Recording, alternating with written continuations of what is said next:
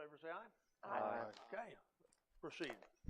All right, let me call on Steve Strauss, who's president of Developmental Associates, and he'll be offering his presentation on the proposal that was submitted to the city. Thank you so much, Mr. Webb. Currently not all of you have it, so but I can walk you through the details of it, and hopefully you'll have that. Sorry, now I'm trying to pull it up here for myself.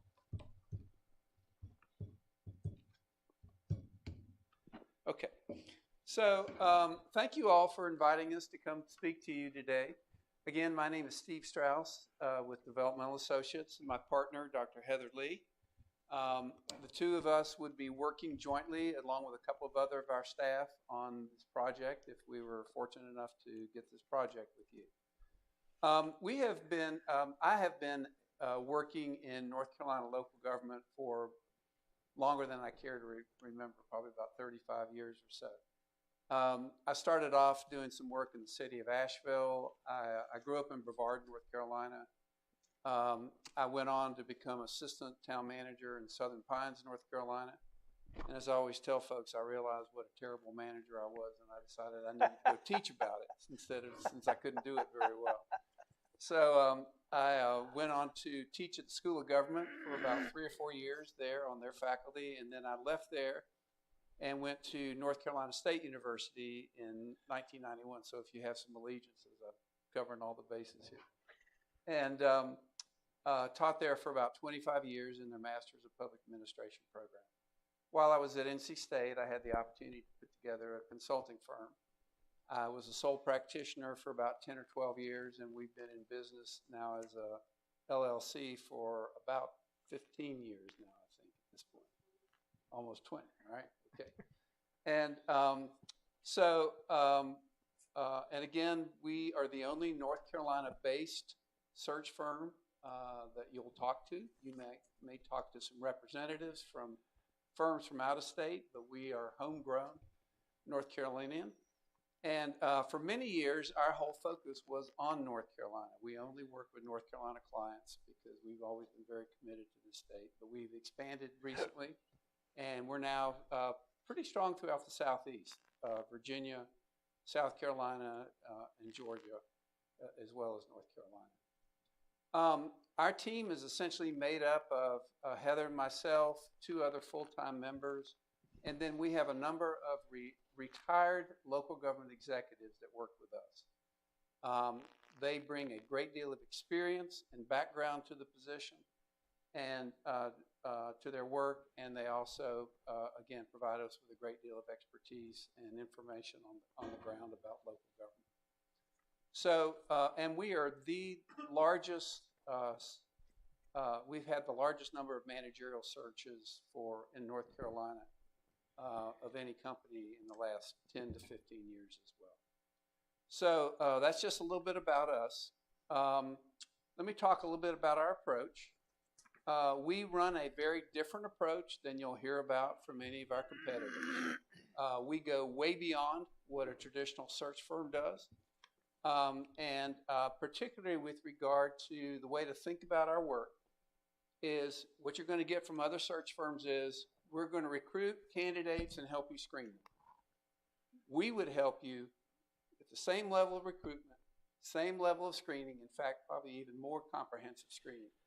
And we also help you evaluate the candidates. And that's a very important piece of what we offer and what makes us distinctive. And so the typical search firm will say, all right, here are your candidates, interview them, see who you like best, make your decision. They essentially dump off the project to you at the point of evaluating the candidate. And you'll hear from me a much different approach. So the other key theme that I would emphasize to you all is we make it a point not to make decisions for you. That is not our job. It is your job to make the decisions. It is our job to get you the best information to make those decisions. So as I describe our process, you'll see what's unique about that. So if we would work with you, we would begin with what we call an organizational analysis. Other search firms are going to say it's a job analysis. We want an organizational analysis. The typical search firm is going to ask you, what competencies are you looking for in the manager position? We ask a much deeper question. We want to know, what are the key challenges facing the city of Belmont that the next manager needs to address? Why do we ask that question? Because you're looking for a leader. You're not looking for somebody just to fill the manager's role. You want somebody who can accomplish key challenges in your community. Those challenges can be anywhere from economic development. It could be infrastructure challenges. There could be internal technology issues. You could have some issues with regard to personnel inside the organization. We want to know what those key challenges are, and we'll design everything in our process to find people who match those, who can achieve those particular challenges. So we would begin by meeting with you all and getting your input on that key question. What do you see as the key challenges? We would definitely want to meet with your interim manager, who has a unique perspective as well. We would want to meet with your department directors. We can also get input from your citizens if you'd like. Most councils do not want us to get into the citizen realm, but we can if you'd like. We can do that either in person or we can do that through surveys. Either way you'd like for us to do it, we can do that. And by the way, we can also survey members of your internal organization as well. So once we get that information, which doesn't take us very long, it's usually about a 2 or 3 day process, we then put together a proposed job ad for you all. And unfortunately, that was part of my materials I was going to send you all. Let me just tell you that what we do is we send you a proposed job ad. We ask you all to review it, edit it, make sure it works with what you want. We then take it to another level and put together an attractive electronic brochure. And we're finding that other companies are now copying our methods, because what we do is we focus not only on the organization and not only on the position, but we also focus on the community and the organization. And what we like to do is get some very attractive pictures from the community that draw candidates into the job ad. They want to take a look at that. We like to have attractive pictures of the organization. We want a description of Belmont and what makes it unique and special. We want folks to be interested in living here, not just filling a job. And so that brochure is usually about 6 to 8 pages. And again, it begins by focusing on the community, the organization, the job, how to apply, so on and so forth. We would want the job ad posted on key professional websites. We actually use 4 methods to recruit. Posting it on key professional websites such as the International City Managers Association, North Carolina City and County Managers Association, North Carolina League of Municipalities, North Carolina Association of County Commissioners. Those would be just some of the associations that we want to post it with. We would also post it on social media. We'd also, we're connected to some listservs, particularly in North Carolina, that cater to current North Carolina managers. We'd want to reach out to them as well. And last of all, we would reach out to individuals that we think would be great candidates for the position. One of the benefits of having these retired local government executives is they're really well connected, and we always give several of them, have them identify a group of folks that they're going to reach out to. And so we've got several folks working at the same time on the recruitment process for you all. We recruit for about 30 days, and then at the end of that 30-day time period, we would want to have our first of 3 closed session meetings with you. This first one is what we call the initial screen. And what we do is we share information about the applications. Now, a lot of search firms, a lot of council of governments will simply just take in applications, or will just take in resumes. That creates a problem for you all as council, because resumes are always constructed differently. Some of them are based on chronology. Some of them are based on accomplishments. Right. I will just tell you, one of the things that Heather has done is set up a booth at the North Carolina City County Managers Association and invite managers who might be looking for a job to come in and meet with her and share their resume. And one of the things we've learned from that is there's some really good managerial candidates out there who can't put a resume together. And so you may not always get the information that you want just off a resume. So what we do is we put together an application in addition to the cover letter and resume. And the candidates have to complete that. Now, that's important for two reasons. One, right off the bat, you find out if they're motivated or are they just fishing for any job that might pop up. Because then they have to take the extra time and effort to do that. It's not over the top. It's 15 to 30 minutes, but it's a little bit more extra effort. But the other thing that's more important is that we then get the same information on every candidate. If you're going through resumes, you're going to put them in piles and so on and so forth, trying to figure out, does this one sort of fit? Seems like it's okay. But you're not going to have all the details that we're going to be able to provide you with, for example, the size of the budget that they've managed, the number of staff they've supervised, the size of their organization, key accomplishments, and so forth. We also do a Google search on each candidate. And so, and provide you with that information there at that initial screen. So you'll know right up front if they were terminated, if so, what were the circumstances, reading any articles about that and so forth. All you have to do is click on the link for that and you'll have that information accessible to you. And we'll do the homework. All you have to do is read. During that initial session, we ask you to reduce the number of candidates down to no more than 15. Those folks will then go through an intensive secondary screen. That secondary screen, and for a lot of search processes, that in and of itself is more comprehensive than the overall search process that a lot of boards carry out for a manager, because they have to go through two steps. Number one, we have all the candidates go through an intensive structured interview. Structured questions, so we're getting the same information from every candidate. And we don't just subjectively evaluate their answers. We develop a predetermined rating criteria, and we've determined up front for this question, this answer deserves a 1, a low score, this answer is acceptable, a 3, and this answer is a high level of response, gets a 5. We determine that up front. We keep notes on everything that the candidates say, and then we report that back to you. So you see not only what the candidate said, but what they said that fit with our rating scale and how they got scored.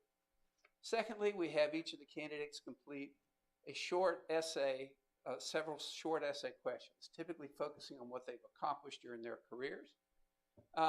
These questions allow us to get a sense of their ability to write and put together a summary of something that they've done, key accomplishments. We have that scored by a separate person on our staff. Again, same questions, predetermined rating criteria, and so forth. We have a different person do that. And here's a very important issue that we're always very aware of. Once a board starts to get a positive feel for a particular candidate, maybe it's looking at their resume, maybe it's an initial screening interview or whatever, it's really hard to continue to keep an open mind about that candidate throughout the assessment process. Most of us have a tendency to fall prey to what's called confirmation bias, which is once you have a positive or negative impression, our minds tend to get closed about any further data. We're very mindful about that, and so we have a separate person on our team do the survey from the ones who's conducting the interview, and that way you get two independent perspectives from folks who are very experienced in this process of assessing managerial candidates. And you get their different perspectives on the candidate. We provide that back to you. So we've had an initial screen, just to remind you. We've we've asked you to narrow those number of candidates down to 15 or less. We've then done a structured telephone interview and a electronic survey of all those up to 15 candidates, each done by a different person. Meet with you again for a secondary screening meeting. That takes us again 10 days to 2 weeks to get to that point.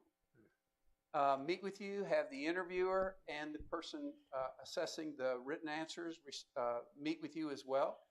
They will share their feedback on each of the candidates and how they perform, answer any questions that you might have about those candidates as well. And then we ask you to reduce the number of candidates at that session down to no more than 5. Now, this is where our process gets particularly different from a traditional search process. We believe in fact, we refuse to do business in any other fashion. We believe in running what's called skill-based assessment exercises. There she comes. And let me talk with you a little bit about this. So we haven't met a board yet that doesn't feel like if I can just meet the candidate and ask them a few questions, I can determine whether they're going to be a good manager or not. The reality of it is we all get fooled in interviews. It happens all the time. If we were all so good at picking others, then why would the divorce rate be at 50% in this country, right? And there's a similar track record with regard to hiring executives, that there's about a 50% error rate in terms of hiring the right person for the position. This is a huge investment for you all. It's the most important decisions most boards make. The research shows that if you make a bad decision, it costs you about 5 to 6 times the value of that person's compensation in losses if you hire the wrong person. So this is really critical. Now, let's think about the methods that most boards use to evaluate a candidate for a position like this. You look at their resumes, right? Well, great. They check all the boxes on the resume. They've got all the education you want. They've got the background. They've had previous managerial experience. Does that mean they can do the job? No, it doesn't mean they can do the job. We know people all the time who've been in high-level positions who apply for another position and they end up not being able to do the job. It doesn't tell you they can do it. You can check references, okay? What do references tell you? Well, some references are very comprehensive and give you very thorough information, and you can be very confident about the results, but you might get that on one candidate. On the next candidate, you can't get anybody to tell you that they did anything other than worked in that organization from this date to this date. How do you compare the two? You can't. So what do most boards rely on? They rely on their interview to evaluate the candidate, right? Well, we do too. There was a screening interview that I just described in great detail. We would carry that out in a best practice fashion. Also, at the end of our work with the candidates, you're going to narrow it down to 2 or 3 who you're going to bring here for your final interviews. But think about it this way. Let's suppose you went to the doctor and you were having a medical condition of some kind. Let's suppose your back hurt. And you go to the doctor. What happens when you come into the office? First thing that happens, you probably get a blood test. Then you go into the doctor's office. You do a physical exam, and they check out what hurts. Can you move this direction? So on and so forth. You then get sent for an x-ray. And then after that, probably an MRI. 4 tests to check out your back situation. In reality, what are most of us doing when we're hiring an executive? 1 test, an interview. That's all we're using because, again, background information doesn't tell you about their competencies, and references are iffy. So heavy reliance on an interview. Now, just like an x-ray can tell you certain things, but an MRI can tell you other things, same thing is true with an interview. What can you learn from an interview? 3 things. These are all very important competencies for an executive, for a city manager, but they are not enough to do the job well. A, you can observe their oral communication skills as they answer questions. You can observe their command of the English language. Second, you can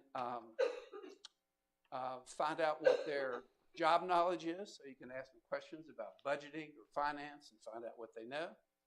And third, if you use a best practice in interviews, which most boards don't, but if you use a best practice in interviews, you would use what are called behavioral-based questions. Those are questions that put the candidate in actual situations they would face on the job. So, for example, tell us about the most challenging supervisory situation you've ever had and how do you deal with it. They tell you about that, and you learn about their judgment and their critical thinking skills. Now, that's it for an interview. Here's what you don't know at the end of an interview. Can they write and put together an effective memo to the board? Well, they spoke well and they were knowledgeable. Surely they can write well. Not necessarily the case. We all know folks that can write well and put together a plan orally. Doesn't mean they can do that to your satisfaction as a board when it comes to writing. Can they make an effective presentation? Can they analyze a budget? Well, they said they did a lot of budgets in their previous position, right? And they spoke well in the interview.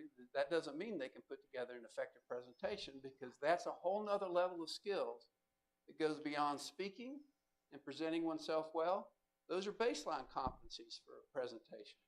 Doesn't mean you can put together and deliver an effective presentation. Doesn't mean, for example, that you can analyze the budget for the town for the city effectively either. So, and here's what's most damning about interviews. You have no idea about the candidate's leadership skills at the end of an interview. Now, you may say, well, they said all the right things. They said they're going to team player and they're going to hold people accountable. Yeah, that's what they said. Does that mean that's the way they operate? You don't know that. The only way you know how they operate as a leader is you have to see them in action, not just talking. You want to see leadership walk, not just leadership talk. And so what we do to add a whole nother level of assessment, what you all are probably considering from anyone else, is we deliver skill-based exercises. Now, what does that mean? So those questions we were asking about what are the key challenges facing the next manager for the city of Belmont, we take those challenges and we put them into exercises. So for example, you might tell us that we're having some budgetary challenges. We've got some upcoming capital improvement needs. We don't want to raise taxes, da-da-da-da-da. We want a manager who can help us to figure out how to get there. What would we do? We would put together an exercise for these candidates in which they would actually have the budget for the city. We'd have them do the analysis that you're looking for, and then we'd have them make a presentation, presenting their recommendations and their analysis, and then answering a set of questions about that as well, from folks acting as city council members. With respect to their written skills, you might tell us, well, one of the things we need to do is we need to have a process for economic development planning. Again, just throwing that out. What would we do? We'd put together an exercise where they have to put together a written plan for how they would carry out their economic development process. And then for those leadership skills, rather than just asking them about their leadership, we want to see them in action. So we would set up simulated meetings where they actually maybe run a staff meeting addressing some key issues that may have to be addressed with the city. One of those we're hearing a lot about these days is turnover and absenteeism, so forth. Could be about that. We also set up a coaching role play where they have to actually deal one-on-one with someone acting as a department director, like a police chief, fire chief, whatever, and they have to work out issues with that person. So there, in those types of exercises, you can directly observe, do they really listen to people or do they just say they do? Do they really work as a team leader or do they just say they do? Do they actually have conflict resolution skills or do they just say they do? We can directly observe those in those types of exercises. The way we orchestrate that is we do it over a 2-day time period. We're doing this virtually now. It actually helps. It expedites things to do this stage virtually. And what we do is we bring in assessors who are other local government executives. By the way, if you all would like to involve a few citizens, every now and then we have some jurisdictions we work with like to involve maybe 4 or 5 citizens in this process too. For every exercise, and there are typically 4, a written, a presentation, a coaching role play, some sort of a meeting, either staff or community meeting, we have 3 to 4 assessors. So, for example, we might recruit assessors from other communities, managers from other communities in the area. We've worked with a number of them in this particular region of North Carolina, such as Waxhaw and Matthews. We've done some work with Cleveland County. We've done some work in Stallings, and who am I forgetting? Heather, that we've worked with as well. Yeah, mentioned all those. So, and we've also done a fair amount of work with the city of Charlotte, and we're actually working with Mecklenburg County right now to hire a social services director. So we would invite 3 to 5 folks. So you would have other managers, folks who don't have a stake in terms of who gets the position, but who have a ton of expertise. We train them for half a day on how to run their exercise of their choice, and on how to go about our rating process, which, by the way, keeps opinions out and shares with you behavioral objective feedback. So you're getting the straight scoop on exactly what the candidates did in each of these exercises. Then they begin evaluating the candidates. It's a 2-day process. By the afternoon of the second day, we're ready to start meeting with you. And we have each of these teams, meet with you for about 30 minutes each. And they share their feedback on each of the candidates. So a team might meet with you on the written exercise. Here's how the candidates did in this particular exercise. This candidate has some issues with sentence construction and their written skills. This candidate has a tendency to do everything themselves rather than working with others. You get that kind of feedback about how they perform in these exercises. In the coaching role play or the meeting, this person did all the talking versus this candidate came in and asked a lot of questions and took the information we had and worked with it, and we all worked together on a plan. So you get that kind of feedback about the candidates, again, that you're just not going to get from an interview. And so at the end of that process, each of those teams would have met with you, shared their feedback. And then, I'm sorry, my computer keeps going out. On about page 11 of the proposal, I think if I could look over your shoulder, I think it's about page 11. Costs on 11.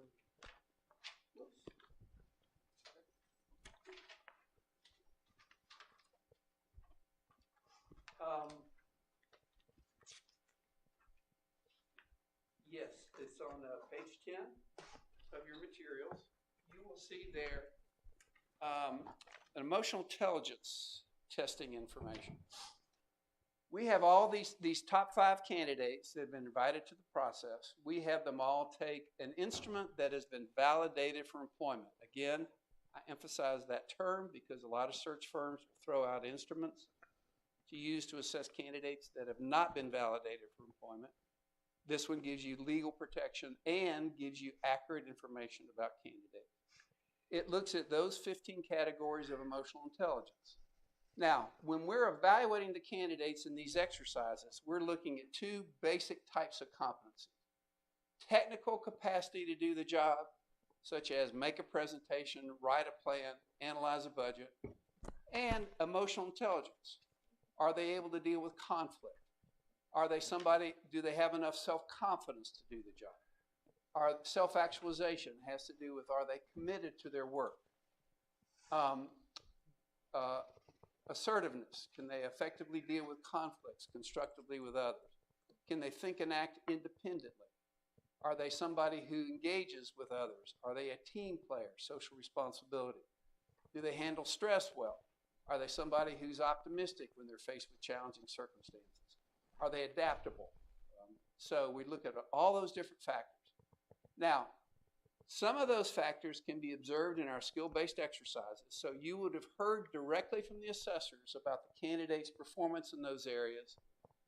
And we will cross-validate what you heard from the assessors about the candidates, for example, on assertiveness and on problem solving, with what the instrument tells us.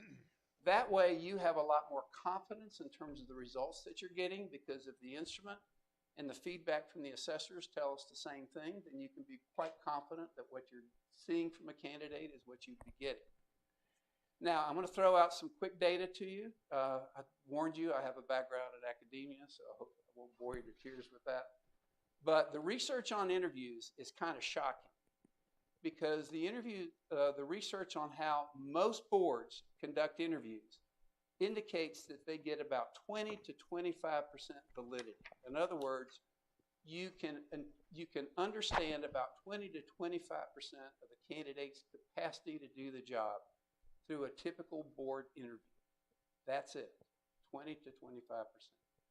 The approach that we're offering you is 70 to 75%.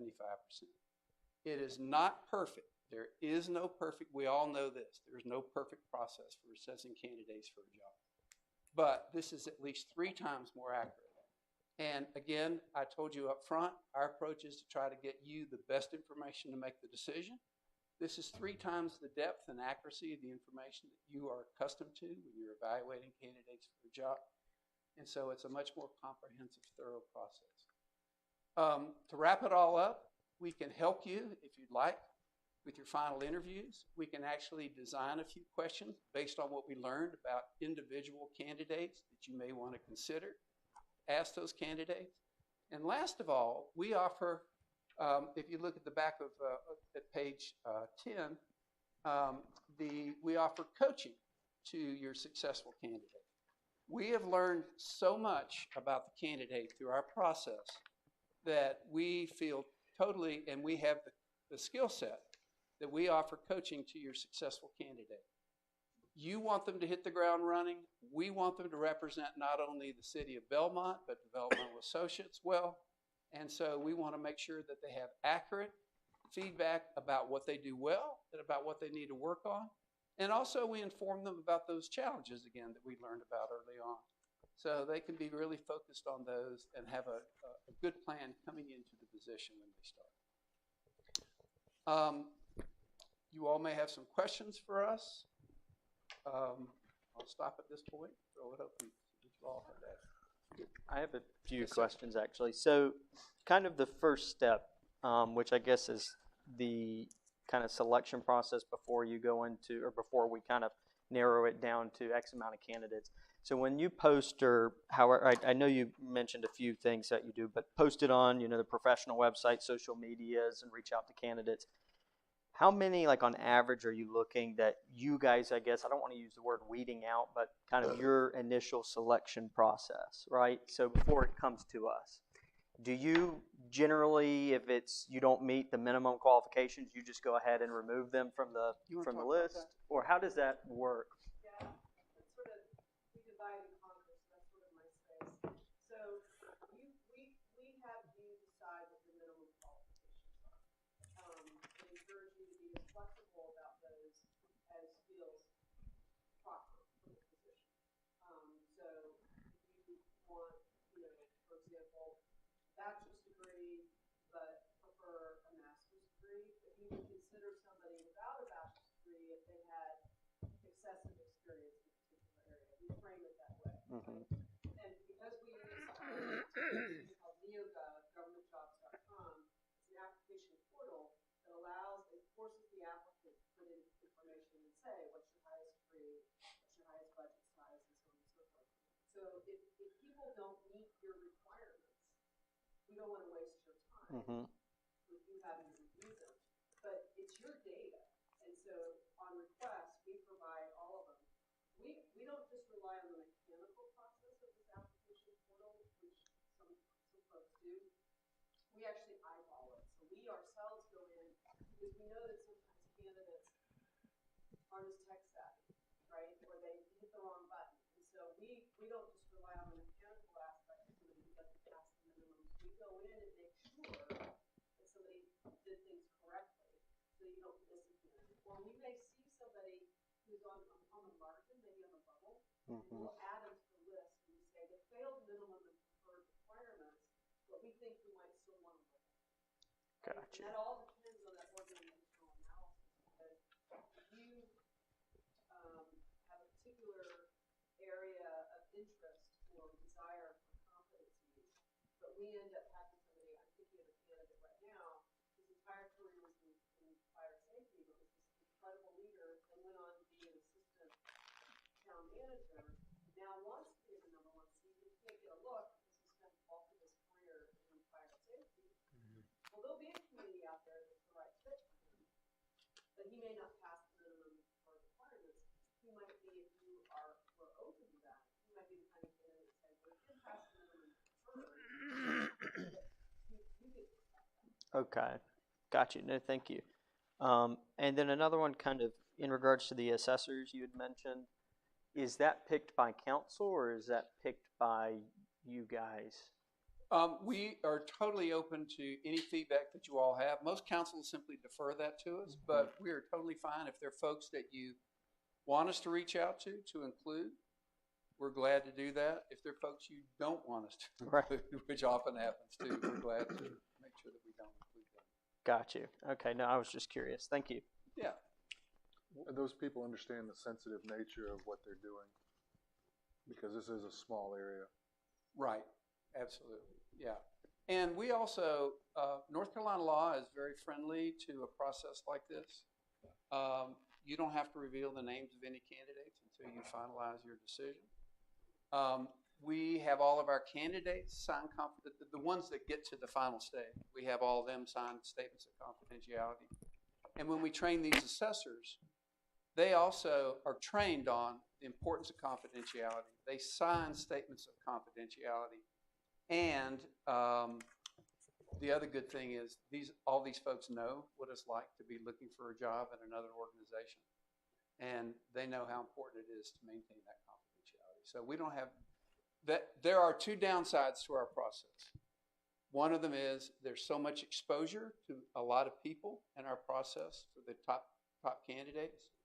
We deal with that with our confidentiality emphasis and signing statements and so forth. We haven't had any, I tell you, the only concerns we've ever had about violating confidentiality is with council members. We've not had an issue with our assessors, but unfortunately we've had a time or two with council members who've gotten a little out ahead of the process. And then the second thing is it's more work. It's more work for us. It's more work for the candidates. It's more work for the assessors. It's more work for everybody. But again, this is a huge investment that you're making and that we're making in terms of our reputation.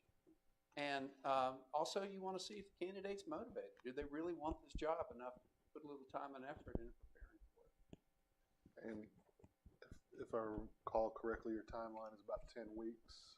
Yeah, we are actually at the same pace of, and I don't quite know why, because you would think we'd add another week or two to our process that others wouldn't, but we actually have very often gotten processes done in 8 weeks. We're comfortable with 8 to 10. Yeah.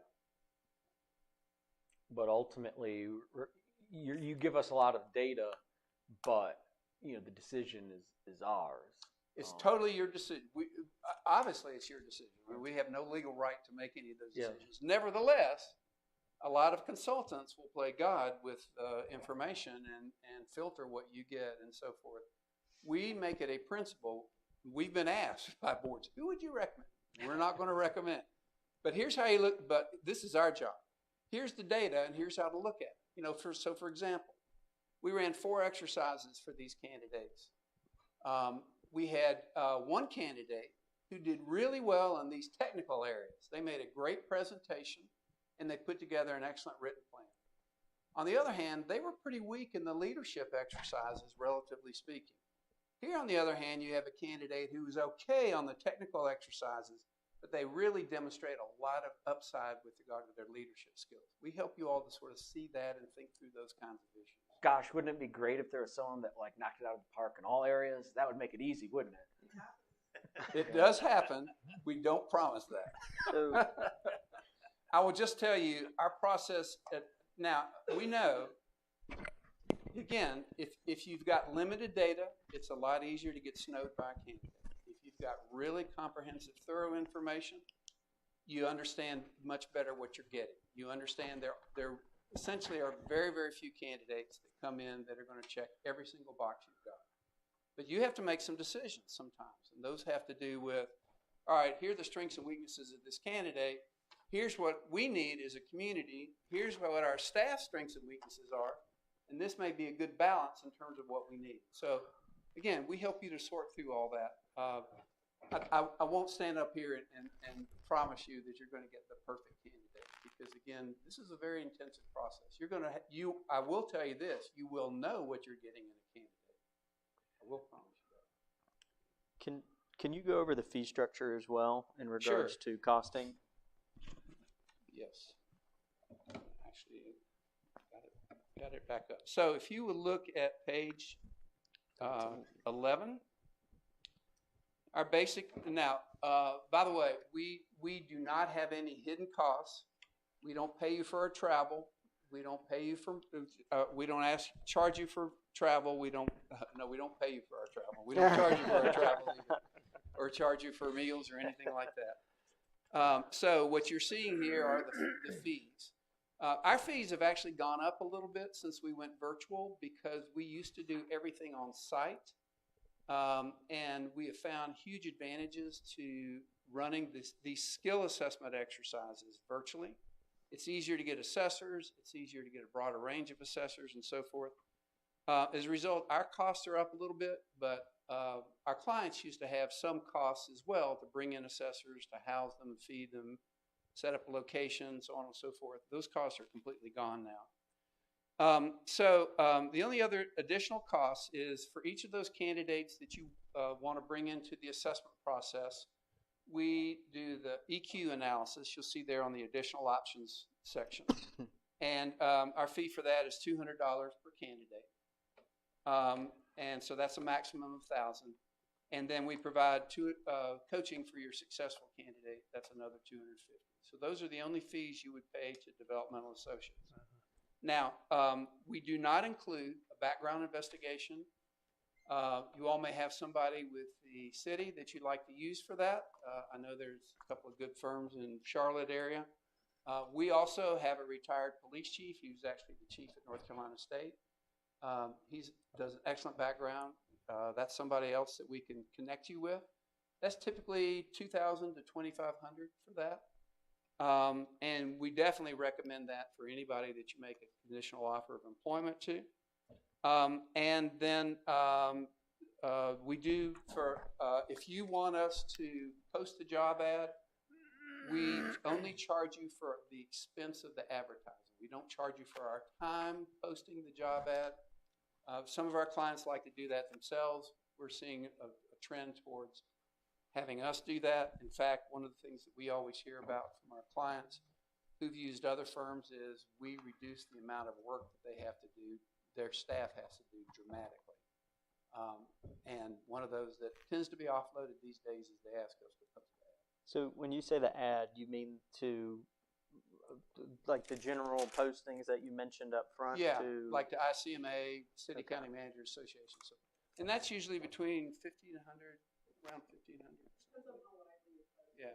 Anywhere from, for this kind of position, from 1,200 to could be as high as 2,000. Again, it's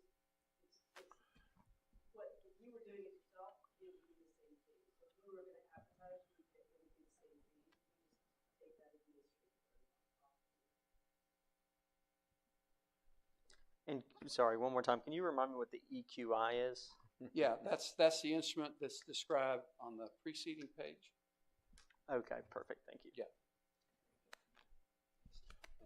Again on page 2. Once we've selected a candidate, do you provide any support with like crafting an offer or compensation? We can help you with that. Heather in particular is very good at that. We're very familiar with the ICMA's contract and so on and so forth, and we can help you with that. Usually at some point you all have to, sort of finalize things yourselves and so forth, but we can get all that started for you and get you off to a good start. Okay. In fact, we're increasingly recommending that. We've had a couple of councils bungle that. So we think it is helpful for us to be involved. Okay. But again, if you're comfortable with it, that's fine. But Let me ask you, we had talked and we're considering limiting our search area to Virginia, North Carolina, and South Carolina, oh, are you? Okay. possibly. Yeah. How does that affect your outreach? It's perfect. I mean, we have one of the reasons we've been able to expand into these other spaces for and again, Georgia is also a big state for us. But we're able to do that for a couple reasons. One is because we've gone virtual, and so it's easy for folks to participate with us. But the second one is we are sort of transitioning as an organization where Heather and I used to do, along with a couple of staff members, we used to do everything for the organization. We're now, the last year, we've been spending developing our folks and expanding our senior consultants that work with us. A big benefit of that has been paid off in recruitment, and so we have folks that have had their careers. We have a manager right now whose career has been in Virginia. We have several, we have managers who've had their careers in South Carolina and in Georgia. They're really well connected to folks there, and so we have that. We assign each one of them a state. We say, here, you're responsible for this. And by the way, one other thing that we do, a level of accountability that is unique also. If you're interested, we'll give you a list here are all the folks we reached out to individually for this position, and we expect our consultants to be able to track that and produce that, and not just do it loosely, but to make a concerted, focused effort on key folks. So that would be, if you ask if we could recruit in Montana, I would say I don't think we can help you. But yeah, those states, we got you covered. Montana. Anybody have any other questions? Just one more, and again, back to the costing, because I was just adding this Uh-huh. up. So I guess would it be safe to say our range would be anywhere from potentially $27,000 to $35,000 fully loaded if we're talking about? No way you would get to 35,000. I would say, let's see, at the very most, you would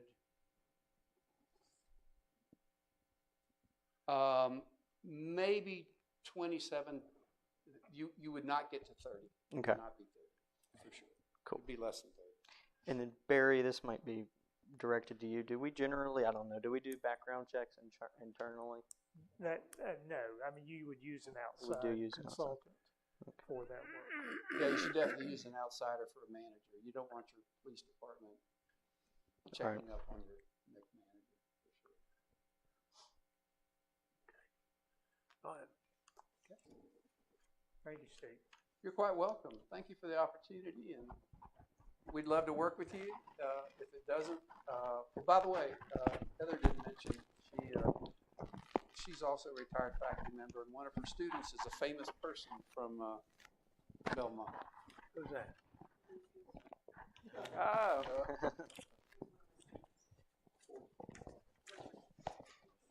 Fortune. She's actually danced on our Fortune Phoenix. coffee table in our living room. I knew her mom. I knew her mom and dad and brothers real well. Ginger? She was a student in Heather's classes. Yeah, she went to school with my kids. Thank you so much. Thank you. And again, Thank you. we'd love to work with you. And if not, we're all about upgrading the profession, and best of luck to you all. Thank you. Thank you.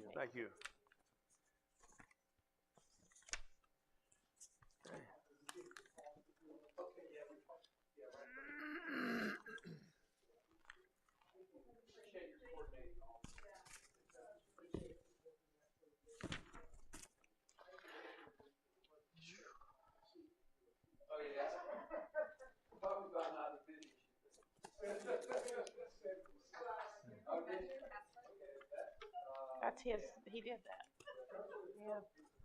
Yeah.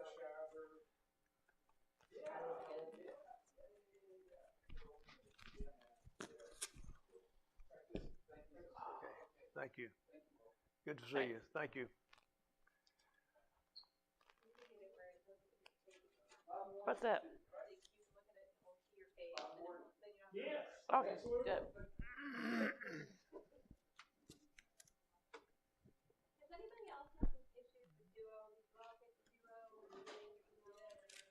Barry.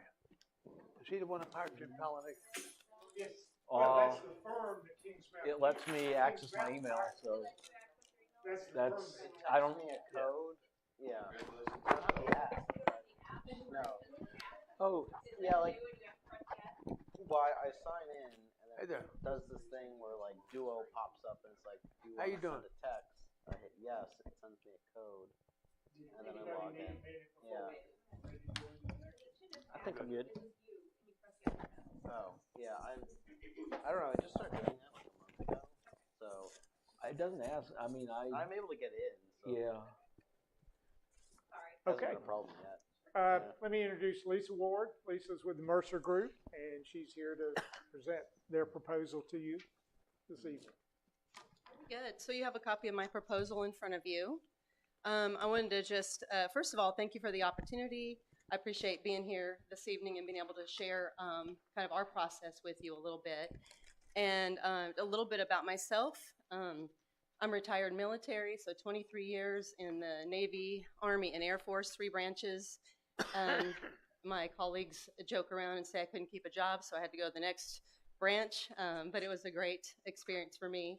I've worked in 2 local governments in Georgia, so Gwinnett County for a couple of years, and then Athens-Clarke County, which is a unified government. I worked there for about 13 years, and the last 4 is their HR director. So that's my background. I have my MPA from University of North Florida and my bachelor's from University of Nebraska, because that's where I grew up. The Ospreys. Yes, University of North Florida, yes. I live in Georgia now, so go Dogs. You might have heard about the Bulldogs a little bit. So don't hold that against me, please. So a little bit about our process, and you have the proposal in front of you, but I just like to kind of share what we do, and it's probably similar to some of the other groups that you're considering. But what we do is on the front end, feel like it's very important to understand your organization, your culture, the position, your expectations. So I spend a lot of time in the phase that I call the position analysis phase, and that's looking over the job description. That's meeting with you individually in stakeholder meetings. That might be talking with your city attorney or other people that you think would be really good providers of information about the position that you're trying to fill. So I spend a lot of time on the front end doing that. And then I take all of that information and we create a position profile, which is basically a recruitment brochure. And we use that electronically, so it's not printed out necessarily, but it's used electronically. And I send that out to everybody in our database. And then I use that and when we get into the recruitment phase, which takes about 30 days. And I'm advertising on a variety of different websites. So what I don't do is spend time advertising on Indeed or Monster because I'm not trying to just generate applications. I do targeted recruiting. So that's ICMA, National League of Cities, National Association of Counties, Careers in Government, those type of websites, as well as state municipal leagues. So of course, North Carolina League of Cities will put it on there. Florida has a really good website, Alabama, Texas, so I use a number of those. And then I'm also advertising on some websites to try to create a diverse candidate pool. So I want you to have some diversity in your pool. And so there's several websites that I use for that. The National Forum for Black Administrators, Women Leading Government, International Network of Asian Public Administrators, and then Hispanic League of Government Administrators. So that way I'm kind of covering maybe diverse candidates that wouldn't see it any other place, that they'll see it on those websites. That process takes about 30 days. I'm sorry, 30 days. Our entire process takes about 90 days from start to finish. The recruitment process, we usually leave out there about 30 days. And then I'm gathering applications. I'm reaching out to people. I also put it on LinkedIn. I have about 5,500 contacts on LinkedIn, and that's a very professional site, and a lot of people that are involved in city manager type of searches, or if they're looking for a city manager position, they look on LinkedIn. So I do put it on LinkedIn as well. And you know Ellis Hankins? I do, yes. Yes, sir. I actually work with Ellis. Okay, very good. Yeah. So we do all of that recruiting, and then I get the cover letters, resumes. I do an individual, and Ellis is actually on my proposal, so he will be helping with this. We look at the resumes, cover letters, and then we do interviews with the candidates over the phone and make sure that we feel like it would be a good fit for you. We also have them prepare a 3-minute video if we feel like it's a highly qualified candidate. And what we do is we bring to you in a semifinalist meeting, is what we call it, their cover letter, their resume, as much information as we know about the candidates at that point, and then that 3-minute video. They have 3 questions, and it's 1 minute per question. So you get to see a little bit about, they're under a little bit of pressure. They've got that camera in front of them, and they're recording themselves.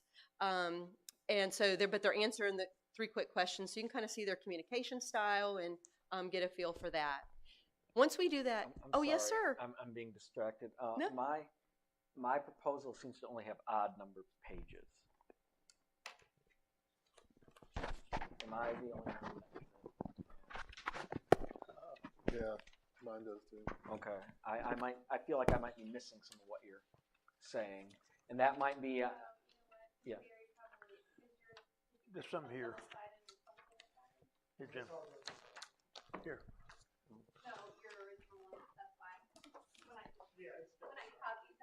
Okay.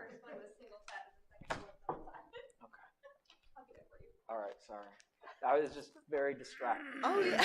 I don't know. You're like, I only count 1, 3, 5. Yeah. Yeah. Question for you. Did you hire the city manager for Cramerton? Yes, sir, I did. I was the project lead on that search. Yes, sir. Already is They pretty had good. some really good candidates, so Yeah. it was a tough decision. But Out of curiosity, we're waiting for that. How many candidates did they get for the Cramerton position? I thought you might ask me that. 24 applications. And so, as a side note, I just finished the city of Adel, Georgia. They received 23 applications. And the city of Tifton that I'm working on now, and we do interviews in just a couple of weeks, received 28 applications. So it's in the 20, 25 range that we're getting. Mm-hmm. And usually in that semifinalist meeting, there's probably 5, 6, 7 worth spending some more time with and bringing to you all for consideration. Perfect. Thank you. Yeah. Where is Manor, Georgia located? Manor, Georgia. So I am near Waycross, which is a couple hours south of Savannah, if you know where Waycross is. I do. Yep. I'm close to Jacksonville, Florida, about an hour and a half from Jacksonville. Yeah. And so I was living in Florida for a little while, but my husband decided to retire. So we bought 20 acres, and he's having a blast. Oh, no kidding. In Manor. So, yeah. Good. Would you like me to continue or wait for your copies, sir? I think Wait for the continue. copy. Yeah, you can continue. Okay, great. So once we do the vetting and we meet with you all for the semifinalist meeting, we're going to ask you to probably pare that down. You might be interested in interviewing all, if we bring 6 candidates, you might say, yeah, we want to talk to all of them. Or there might be a candidate that you're not really interested in. So we'll pare that list down during that meeting. And then usually what I say is we don't want to do more than 5 interviews in a day. If we try to do 6, it's really not fair to that last candidate because you guys are worn out. Right. It's really just not a fair interview for that that last person at 4 or 5 o'clock in the afternoon. So if we pare it down, we can do 5 interviews in a day. If we have more than that, we'll probably have to make it a 2-day process. Once you all agree on which candidates we're going to take forward to the interview phase, then I go and do a very extensive background check. So we have a company that does all the criminal history. We'll verify employment. We'll verify education, credit history. All of that kind of stuff will be done. And we also reach out to references individually. So we'll be calling references for each of the candidates. I usually do about 5 references for the candidates. And then also a social media check. So on the front end, I'm checking social media just to see if there's anything that pops up, but I have a company that works with us that does a very comprehensive social media check so that there's nothing that's going to hopefully catch us off guard unless it's happened between the time that they applied and maybe we did the check. But anyway, we do a pretty extensive social media check just to make sure there's nothing out there. And then you will get from us a few days before the interview a notebook, and that notebook will have their cover letter, resume, all of the background information.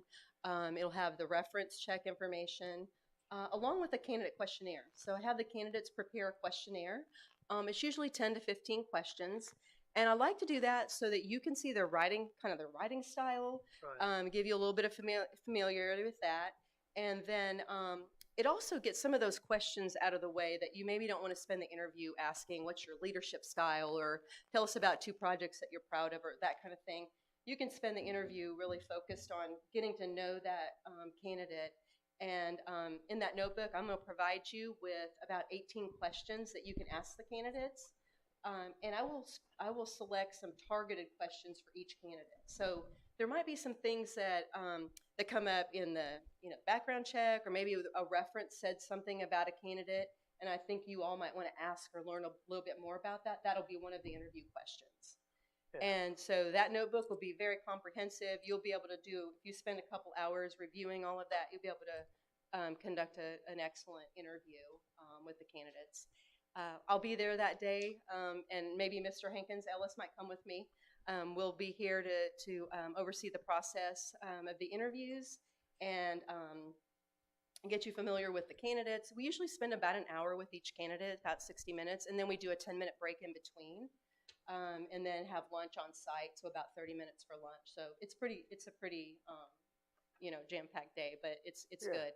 And then by the end of the day, what we do is I kind of go through an exercise with you, and we try to gain some consensus around maybe the top 2 candidates, or maybe there's one that you all go, you know what, that's our person. That actually happens sometimes, where everybody's just like in agreement, and that person just seems to be the best fit, and so we can walk out of there either with the idea that you might want to do a second interview, or that you have your candidate. And of course, Mercer Group can help with that conversation. I usually say, it's better if the mayor maybe has that conversation, because the relationship starts to, be with Belmont and the candidate at that point. Yeah. So, but we can definitely assist. Nelson Will seems pretty happy with the guy they got for Bremerton, so. Oh, yes. I think they're pleased. Yeah. I checked on him a couple of weeks ago, so He's he from South started. Carolina? I guess. Huh? He's from South Carolina, the city manager. No, he was in Tryon. He was on North Carolina. Tryon. Tryon, that's right, Tryon, North Carolina, that's right. I remember you told me that. So, Yeah. but we can help with that. We also recommend that you get your city attorney involved with the review of the employment contract and that kind of thing. So, Yeah. but anything that I didn't cover, I was talking pretty fast. Just in general for the initial screening process, so when the job goes live and it's posted, when candidates apply, is it again based off of kind of just our minimum requirements, and then if it meets that, it passes, or is there any type of intuition or something you guys additionally do for weeding out, I guess? Yeah, so that's the position analysis phase that I talked about, where I'll be spending some time with you all, because what I really want to do is get an understanding of what you're looking for, what the culture is for the city of Belmont, what you feel like would be a really good fit for this position. Because sometimes you might say, you know what, we would consider a non-traditional candidate. For example, maybe, a business person with this type of experience you would consider. So, if you tell me that, then that's going to look a little bit different than, I'm just looking at, for just city managers, or you might say, you know what, if we have somebody who's an amazing assistant city manager someplace in a larger city, we'd be interested in considering those, so different, it just kind of depends. No, perfect, thank you. And then just one more question for me is just the costing structure in regards to the base. I see now with the base fees $21,000, and then cost for direct expenses will not exceed $54,000. So around 5,400. Or 5,400. Yes. Fine. Long day. So at max, we're probably paying what, 26.4, I guess, is what it would be. Yeah.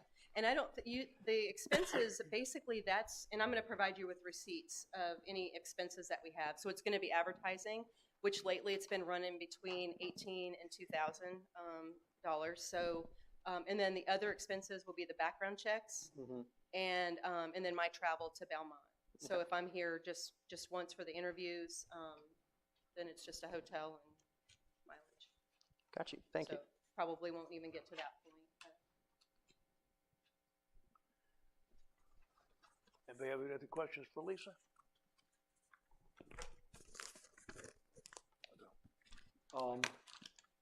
Well, getting sort of along the lines of Richard's question from before, we had we wanted to sort of focus on the area of like North Carolina, South Carolina, and Virginia. I know you mentioned, I think even in one of your answers, like Florida has a great website. Are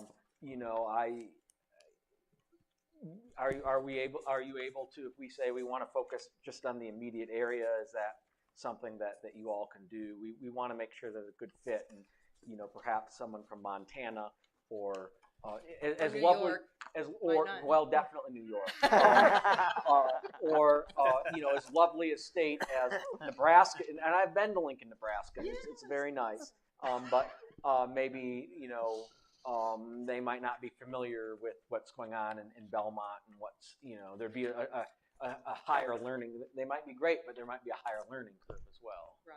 Yes. And yes, we can definitely do more of a regional focus. And Ellis Hankins, who's also on this with me, he's got a lot of North Carolina connections. So a lot of times we're reaching out to people that we know might be interested in Belmont. The more we can find out about, projects that you have going on, kind of what you're looking for, then we're going to be looking for somebody with that kind of, experience. Or the other thing I don't think that I mentioned was the MPA programs for North Carolina. I actually have professors at each one of the locations that I send the announcement to, and they send it out on their listservs as well. So, and I actually did that with Cramerton. So they were more interested in a regional North Carolina person. So, majority of applications that I received for that position were from this region, southeastern area. So. Okay. Any other questions? We asked this to the other group. Your timeline approximately from inception to completion would be 8 to 10 weeks? It usually takes about 90 days. And I put the timeline on the back of the proposal just so you can see. But I'm a big calendar person, so if I am selected, I will develop a calendar. And in the very first meeting, I will ask you all to approve that calendar, and we'll stick to those dates pretty closely. So the semifinalist meeting and the interview dates, we'll get all of those on the calendar pretty quickly. What did you do when you served in the Navy? I was personnel, yeoman. Yeoman. Yes, sir. Yeah. I was a radarman. So. Okay. Very good. All right. Well, thank you all so much. I really appreciate your time and consideration. If you have any other questions, Barry's got my contact information.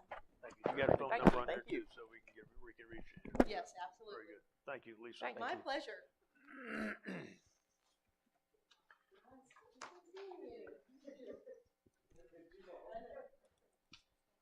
I like her better than the first guy, but she's expensive.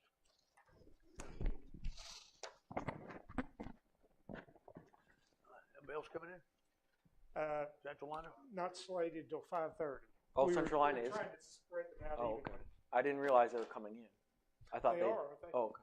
Yeah, Central Line is. Oh, okay. So I know Jim and Richard have brought it up, and I'm okay with it. But I just want to just double check with council again. Are we all aligned with the regional approach with like Virginia, North Carolina, South Carolina, and Georgia as a targeted approach? I think so. Yeah, that's fine. Okay. I'm cool with it. I just wanted to make sure. I couldn't remember if we all discussed that or I not. mean, I'm not quite as hostile to Northerners as others on this council appear to be, but And Jim's from up there. I didn't say Michigan. I said New York. well, I guess it depends what part of New York. Yeah, it's true. I like investors are great, but I don't know, Belmont, North Carolina is different than Dearborn, Michigan, or No, yeah, wherever. I was just giving you a hard time. Yeah, Like, that that's fun. makes sense. Yeah, because I mean, you get too far out, and there's. Yeah. I mean, the I way just wanted to make those sure. governments are organized is just That's completely true. different Yeah. too. So. You've made it clear nobody from Montana should have put Yeah, I Well, know. that's That's true, been yeah. mentioned twice now. Yeah. There's a reoccurring theme there, Jim. So what is it about Montana? I didn't mention Montana. But I mentioned Montana the second time. I don't know who mentioned Montana the first time. I think Steve Strauss did. Okay. I'm sure. Bozeman, Montana is a lovely city. So we have like 20 minutes. I was going to say, since you got a little break. Oh. Remember that? Was it the city manager Gastonia? He was in Bozeman for a while, wasn't he? Oh, wow. Yeah, I think so. Bozeman's a great place. Yeah. Howard? It wasn't him. Was it different? Oh, no. Was it Earl Mathers that was the county manager? He was from somewhere. Earl Mathers. That's exactly right. Can we do I did like drive I through was gonna Nebraska. say, Remember a him. process of It's just elimination between the two? well, that, Yeah. since you haven't heard the Yeah. third one yet, Like we could for jump miles. down and address the audit. Oh, yeah. What Yeah, about that. trying to Yeah, run we could do that. McDonald's? And like it's Just 10 to move it miles along. between exits, and then when you get to the exit, it's still like another 5 miles off the exit. Barry's suggesting we jump into the audits and see if Since we got some time. Yeah, Since I think we created should. a break here, Yeah. we could jump down. Do we need to do, and since we've set the agenda, do we need to do anything to rework this, or can we just? I don't think so. I think it's all on the agenda to be considered. Okay. All right. So Kevin, you want to just address what they have here? Did you take one of these books? I did. I had 6 of these, now there's 5, so. So are we gonna move it down to the agenda? To the Yeah. engagement letters. Yeah, Okay. let's move. Well, here's 21, so if you get it, somebody has to wait, I have to go get one. You didn't? Thanks. He sounds like he's suspicious of Y'all me. can share it right now. I don't want to share. We got 21 done, huh? That's long. How about that? Long waited on there. So 22's underway. It was officially late, December 31st. So we're really not too far behind. So the engagement letter, you have it there. We are seeking approval for that so they can get the portal open and we can get underway. Never caught up on this stuff. To a point. We don't have a slide, do we? This is also the TDA as well. They will do that as well, the downtown DVD. I'll tell you what, So Jared they're done a not hell of a included job. in it? They're not. They are They're gonna included in do the this one. DVD. Okay. Can't say They're that again. different than, so, It's a governmental unit. right, yeah, it's a Component unit. component unit versus the TDA is, what's a TDA? It's not a component unit. government component unit. Is it? A non-component. Non-component. So they have their own standalone audit Okay. where the other one is 'Cause absorbed into. Okay, that's why I think the question was. They generate their own revenue through this. Well, yeah, Hotel because we got tax. our own like dog and pony show Yeah. with the results, I guess. Yes.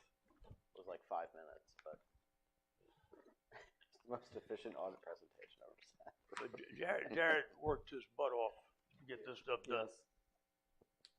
So, we're, the item on the agenda then is to, Is to accept the engagement letter and approve the contract.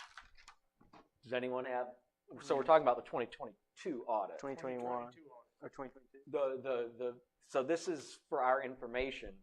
The item on the agenda was to approve the engagement for the 2022 audit. Got you. Oh, yes, which was in the, which Was was in- sent out with. Yes, yes, Yeah, yes. yeah, that's fine. Yeah, so I will move to approve the engagement letter and authorize the corresponding contract with Second. Martin Starnes. Okay. Alex seconded. Second. All in favor, say aye. Aye. Okay. One question, Kevin. I know it says by March 31st. I'm assuming that's the like drop dead that conceivably perhaps it could be ready before then. It's supposed to be ready when we met last, the first week of March is what we had agreed upon. But remember last time they put in some cushion for Yes. themselves. Yes. Right. As long as we're meeting our obligations, I believe they'll hold their end of their word when we met, and they'll deliver it to us the first week of March. March Madness. I know. Yes, it is. One thing I'd like to ask, because I'm a little concerned in terms of what information you had received, because those proposals were sent out earlier, Mercer and Developmental Associates. Did anybody not get those? I don't recall getting them. So I was trying to click on the links in the agenda earlier. It was just No, showing. not in the agenda, Oh. but prior. They went out Yeah. last week, a week or more ago, with the, Oh. either the weekly report update or just as a separate email that was sent out with those links attached, so you have it. Central Lina was supposed to, I meant to attach it to the agenda because it came in last, but I obviously didn't do that, so I sent it out separately on Saturday. Yeah. That one, I see that one. I don't see the Yeah, I don't other remember The ones. other getting ones the would have first been, two. The Mercer Group was sent, the Mercer Group and Developmental Associates was sent out on January 4th in an email titled Weekly Update at January 4th, 2023. I don't have that. I don't see it. Yeah, I've only got 2 emails. So that's why I'm From a that little day. concerned that you're not. Well, it's interesting because their emails are right in it. Yeah, I'm looking at the date though, and I don't have Yeah, anything the only from one that I've gotten period. there is one from Bill about the sanitary sewer Yeah. thing. And I got a weekly report on the 7th. But Yeah, I did too. Barry, we're gonna have to check with Apex and why Yeah. they're not getting that. Yeah, that concerns me that you're not getting what I'm hoping that you're receiving. Yeah, I just get the January 7th weekly report planning, Yeah. Park and Rec weekly update January 9th, but the Yeah. one It was only January 4th it went out? prior to That's that what- is December 25th. We sent it out Wednesday, January 4th at 3:25. I don't see it. Well, I apologize then. No, I it's thought not your you fault. had those in hand, so that led to a little of the confusion and the extra copying duties. No, that's not. I have That's one on from me. January 4th, but all the attachments are just images. You know, like the little Belmont, the bee, You have something from the 4th? yeah. Yeah. I don't. Just Bill's thing. Sent it from the city email. Oh, wait, here it is. Where? It's part of a, yeah. It's part of a larger, yeah, it's part of a larger email chain. It's because Barry sent out his update with the attachments, and then Kevin responded to that email about the audit. And then there were a couple other responses in there. Yeah. So it, yeah. So, yeah, if you're sorting your emails by thread, you have to go to the very first one. Yeah. It's right here. That's probably why you didn't see it if you're looking at it on your phone, That makes sense. which we don't normally respond, so you wouldn't have a thread like that. Yeah. Yeah. Because I do remember thanking Kevin for that and seeing that, but I don't remember seeing the. Sorry about that, Barry. I'm just glad it actually was sent like I thought it was being sent. We just got to, yeah. Really quickly, the incident that happened, I'm assuming that most of you saw Nixon Road construction site, that is the Dell Web site, and it's an active investigation, so we've had a couple of reporters reach out. Wait, what? There was a construction worker killed. There was a What? construction It was on worker the killed news last night. Oh, yeah. really? the Dell Web construction site. Excavator. What happened? No, I did not know It that. was an excavator accident, it's all we know, and everything's going through the police department. It's an active investigation, so we're not making any It was an comments. employee to Dell Web, though, not the I mean, city, it right? was totally on the private. Yeah, Okay. and they said it was in Belmont, North Carolina, they just said accident Nixon Road construction site, so it might have just kind of got missed, but it was the Dell website, and the PD are investigating it. So I just wanted to let you That's guys terrible. know that's kind of our stance, if anybody asks any. Yeah, we're not giving. Yeah. You know the person who's involved? No. They work for the construction. That's terrible. Sad. Very sad.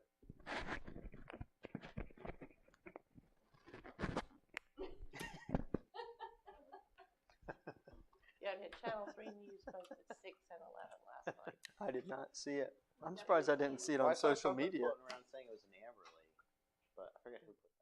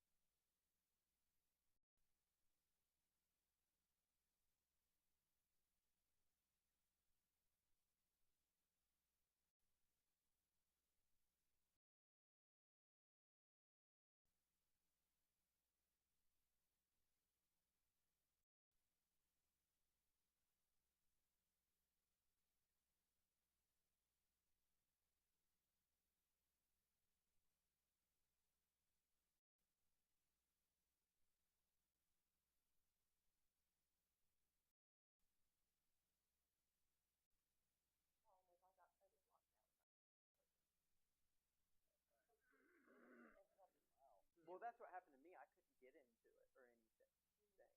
Well, I could get into it, but it wasn't refreshing, I guess, is the issue. Oh, you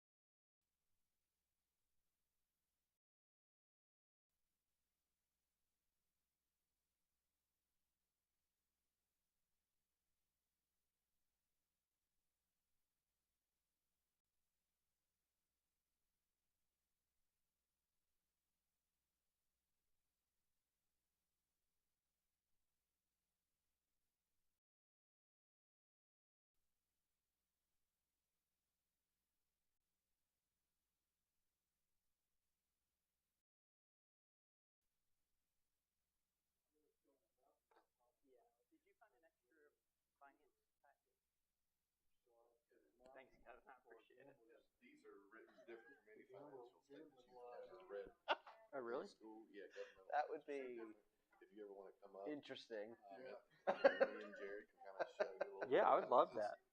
It's different. It's a different kind of accounting. Yeah, no, I would love to do that. I Interesting appreciate you conversation telling with me. John Torbett about using the old Hey, how you doing? PNN It's different. line that Good to runs see you. through the northern Yeah. part of the county I would love or to do something that. like that. Also, I don't know how far out it unassigned goes, fund but Talk about a balance, party they're trick. like 2 different You times. bet. Yeah, I think I noticed that last year whenever I first came in here, and I Yeah. was curious about that. Yeah. But I had a professor Oh, yeah.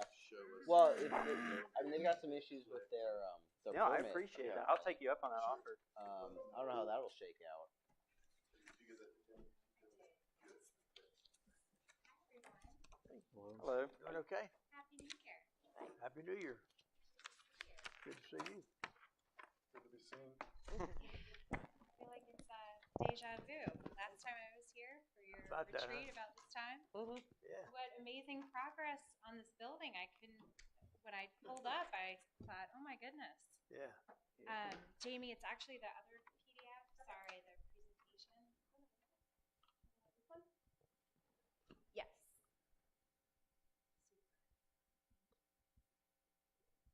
Super. I have a little flickeroo here. Yeah.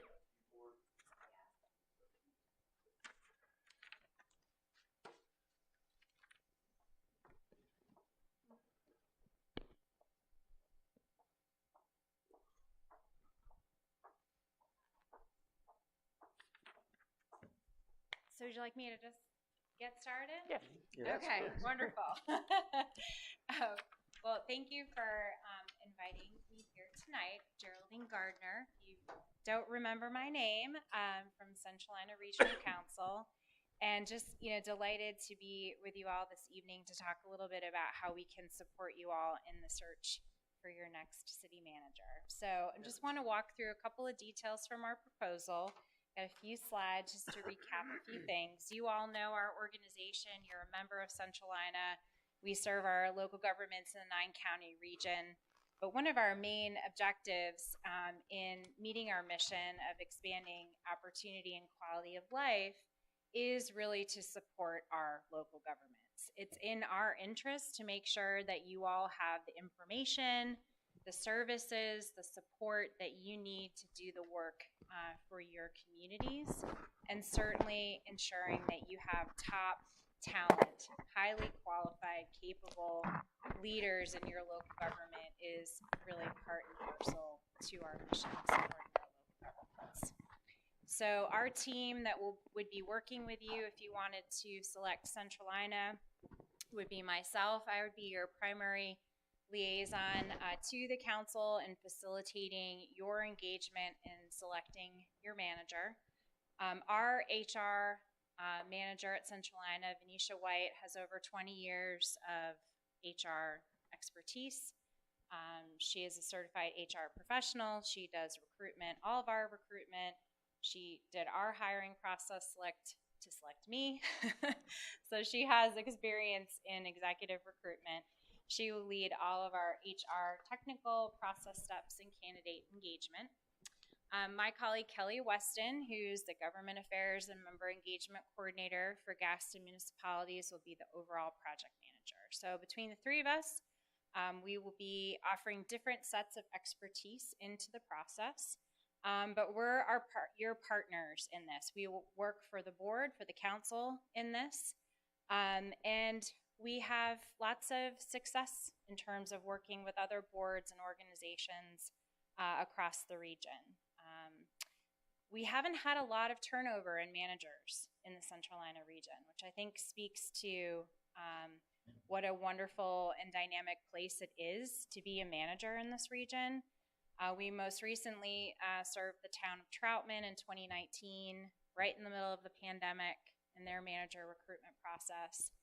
And most recently, we've done a lot of assessment centers in support of other types of recruitment and selection across the region.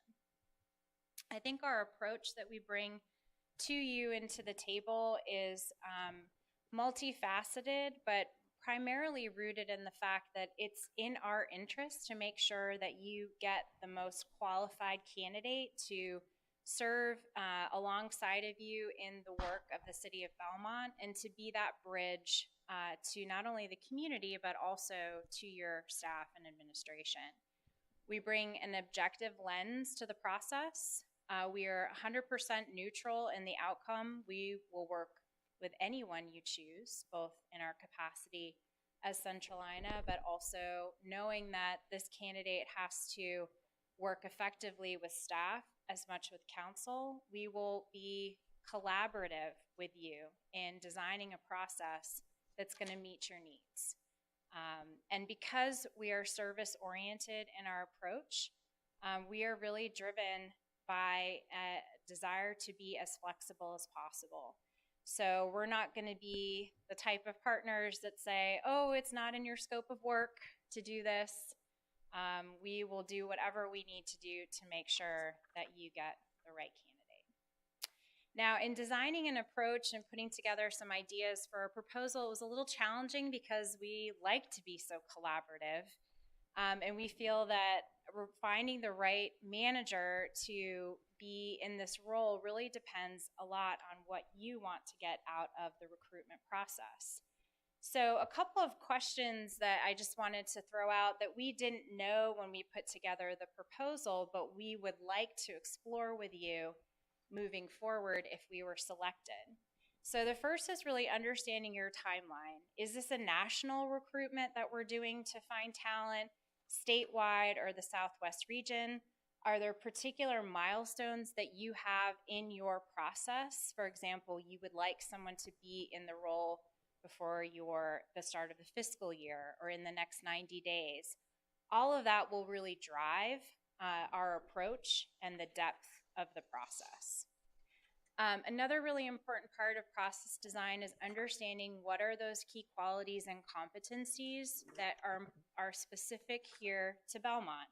So we understand the complexities of being a manager in today's environment and in this region and in this state, but there might be some important X factors that are really key to all of you as you are looking for your next manager. The next step is really to understand, are all of you, the full council, going to be involved in every step of the process, or would you be interested in setting up a selection committee? We've worked with all options. There are pros and cons to each. It's really, again, depending upon the direction that you want to go in. And several communities like to have different external engagement as part of the process and different levels of staff engagement. Ultimately, the manager works for you, but they have to lead this wonderful team here in Belmont. And figuring out the right role for staff and department heads to play in the process is an important conversation and will drive process design if that's desired by the council. So just a couple of factors that when we put this together, we weren't quite sure of the direction that you would like to go in, but are really important for anyone that you select for the board to be mindful of. So Centralina offers complimentary manager recruitment and selection services to all of our local governments. We want to make sure that all of our local governments have access to HR services to get that talent. So our basic summary of services that was in the proposal includes these steps. So again, this is all flexible and adaptable, but this is kind of the baseline, if you will, that we can build upon. So we would define the position, and that includes key competencies and requirements to help you develop review criteria. So as applicants come in, we are using a set of objective criteria to screen and ultimately for you to evaluate those candidates. We'll do a salary range review in the region or in comparable communities in the larger state. We'll prepare and post advertisements. So this could be as simple as a job posting or as complex as a portfolio or more of a brochure about the community and the unique qualities that make Belmont a wonderful place to live and work, and an indication of some of the priority projects or notable activities that the manager might undertake. So again, that really depends upon what your objectives are. Central Lino will receive the resumes, we'll log them, we'll be the primary points of contact with any applicants. We'll do an initial screening, we'll vet credentials to make sure people actually have credentials or degrees. And we'll evaluate the candidates into 3 pools: not qualified, qualified, and highly qualified, according to that selection criteria. We would then pass on to you all the highly qualified applicants, but you'll have access to every application submitted. And we would help you prepare for a successful first stage of interviews, meaning drafting questions based on your guidance, and supporting you during the actual interview process. Some communities find their candidate in that initial review. Others require additional steps in the process, a finalist pool and additional services. So at that point, there are a few options that we have proposed to you for your consideration. So this is where additional selection services could include an assessment center or a set of alternatives, which I'll go over in a moment. We often use management assessments and personality profiles such as Myers-Briggs, emotional quotient testing. These are helpful tools that you can use to understand what a successful candidate might bring to the table. They're obviously optional, and it may not be something that you want to pursue. But again, not knowing your objectives, we wanted to surface that. We would help facilitate a selection discussion and perform background and reference checks for either all finalists or your preferred candidate, again, depending upon your preferences. We're a helping hand after the selection is made, and Troutman, the mayor, would call me when he was negotiating with the candidates. He had questions about whether or not some of the negotiations were in line with what other managers were getting in the region. So as soon as that offer letter is made, we don't go away. We're here, and we're also available to consult with as your process moves forward. Just a couple of words about the assessment center. I'm not sure if you're familiar with this process, but assessment centers can be really helpful in revealing other aspects of a candidate's strengths that aren't normally observed in an interview process. So basically, you invite finalists to come to Belmont for the day. We run them through a battery of job-related activities that are reviewed and scored. The activities can include a panel interview. We can give them an assignment in advance to complete, such as coming to prepare a formal presentation. We also can do mock scenarios, so not giving them time to prepare, but asking them on the fly to react to a certain situation. We bring in assessors. They can be peer managers from across the region. You yourselves can participate in the assessment center. This is a great moment for department heads or staff and community partners to potentially participate in a panel interview or review a formal presentation. So assessment centers can be complex or they can be simple, but some of the benefits, again, you get kind of a deeper look at the candidate than just an interview, and you can offer opportunities for other stakeholders to participate in the process and also get their perspectives on candidates. So it's an interesting option and one that might work well for what your objectives are. Alternatively, finalists can be interviewed with a full council. You could do a staff panel or a community partner organization.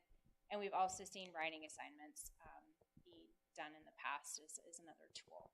So lots of options. Again, flexible design is our priority. So if we were selected, we'd work with you again to sort of understand your objectives, the approach to some of those questions I surfaced earlier. We'd finalize the scope of optional services. If you wanted to pursue everything that we proposed, the price is $6,000 for the full assessment center for 5 finalists. The optional personality assessments, as well as the background check. So if you wanted to not do several of those things, obviously we would adjust the price. But for all the recruitment and selection and interviews, again, that's complimentary. And because you have a master services agreement with Centralina, we would only use a scope of work contracting vehicle. Last slide. Again, this was a notional timeline we put in the proposal. It's an aggressive timeline if you wanted to have someone in place by mid-April. This would include an assessment center in addition to an initial set of interviews. But again, we're fully flexible and happy to adjust based on your needs. That's all that I have in terms of slides. I'm happy to answer any questions that you have about our proposal or our work in the region. If we chose not to use an assessment center, would then the remaining portion move up potentially? Yes. If you wanted to just do one round of interview and you found someone, fabulous. If you wanted to do 2 interviews, obviously you wouldn't have that additional time associated with the assessment center. And what about these assessment center activities in terms of confidentiality? If lots of different people are involved. It depends on how real you want to make the assignments. So we would caution against putting any real development proposal where the city would have to share confidential information. So we would tend to design around similar issues. So for example, if it were around how would you approach a negotiation around a sale of a parcel, we would come up with alternative facts as opposed to giving them the real facts. I think my question is regarding confidentiality in terms of the candidates. In terms of their names or their... Right, yeah, the more people, we discussed this with one of the other applicants. The more people you get involved, the more confidentiality concerns you have. Sure. It depends on how transparent your objectives are at the beginning of the process. If you want to keep it just to the board and the council, then obviously that would shape the process design. If you wanted to involve staff or outside organizations, then a certain amount of information would have to be made available to them, especially their background information, their resume. So I would answer that question by starting with what your objectives are for the transparency of the process to begin with. Obviously, if you wanted to go so far as asking people to sign non-disclosure agreements, we could talk about that with your attorney, but I think at the end of the day, having a clear set of objectives for how you want to manage this process is important to share both internally and externally with your stakeholders. I think what we're concerned about, what we're driving at is, city managers know each other. They go to a lot of meetings together. What you don't want is someone, bleeding back to the municipality they work at, someone they know, they're saying, oh, by the way, I saw your guy, he was interviewing. That's what we're trying. I think that's what I would be uncomfortable with if I were in the area. Sure. And we manage that through effective communication. I mean, peer managers in the region participate in assessment centers all the time. We're leading an assessment center in the city of Gastonia for their police chief. And it's about setting clear expectations for all the assessors regarding you're coming in, you're participating in this process. If there are specific rules that you all have, do not share candidates' names, do not share, all of that can be managed. We have good enough relationships with managers across this region where if I pick up the phone and call city manager of Concord and ask Lloyd to commit to spending a day, because that's the other thing. If someone's committing to doing an assessment center, they're spending a day away from their offices here in Belmont. So their intentions are good and supportive of the process.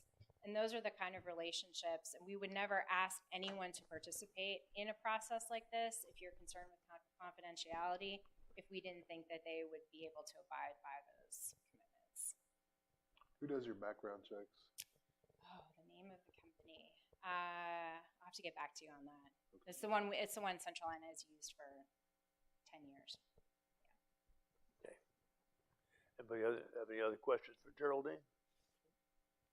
Well, one, it may be a tough question because, we've got an a la carte menu here to some extent, but to do what you would consider a reasonably comprehensive search and evaluation with background checks, what would be a ballpark figure, do you think? So everything that is here, right? We do not charge you for any of this. We want to offer our staff time and services to make sure that you get the best pool of candidates. Background checks are typically at $500 per person. If you're out of state, it's a little bit more expensive and takes a little longer. Assessment centers, depending upon the number of candidates, can be around $3,000 to $3,500. And that's just because of the time that we put into designing original exercises, recruiting assessments. It's just a little bit more staff intensive. And because we charge those services for other communities, we just try to be fair and equitable. And if you're interested in any of the Myers-Briggs testing, personality assessments, they run about $750 per candidate. So that's basically everything else. We're going to work for you to get you the right person. If you want a more in-depth process with all these additional things, that's where we're just asking for some compensation of our staff time and the vendors that we work with on the background check and the personality assessments. Okay. So just to try to get an idea of where you are with everyone else, with 12 to 15, is that in the range? Is that high, low? 1,000? Yeah. No. Well, with everything that she was adding, with the add-ons. So our full proposal that we gave you was $6,000. And that includes assessment centers, background checks, and personality profile or management assessments for 3 candidates. 6,000. Oh, okay. Yeah, I'm sorry. 3 finalists. Okay. Yeah, Good. that's what we ballparked. Okay. Any other questions for Geraldine? Thank you, Geraldine. You're welcome. Thank you. Thanks so much. Yep. Be careful going home. I will. Wish you guys all the best. Yeah. Even if you pick someone else, we still love you. And we're here for you. If you have questions about their services or want another set of opinions, you're still our member, and we're happy to support you in any way. Yeah. Thank you, Geraldine. Thank you.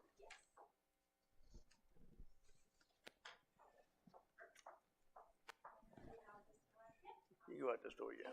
Thank you, Gerald. See ya. Thanks, Geraldine. Appreciate it.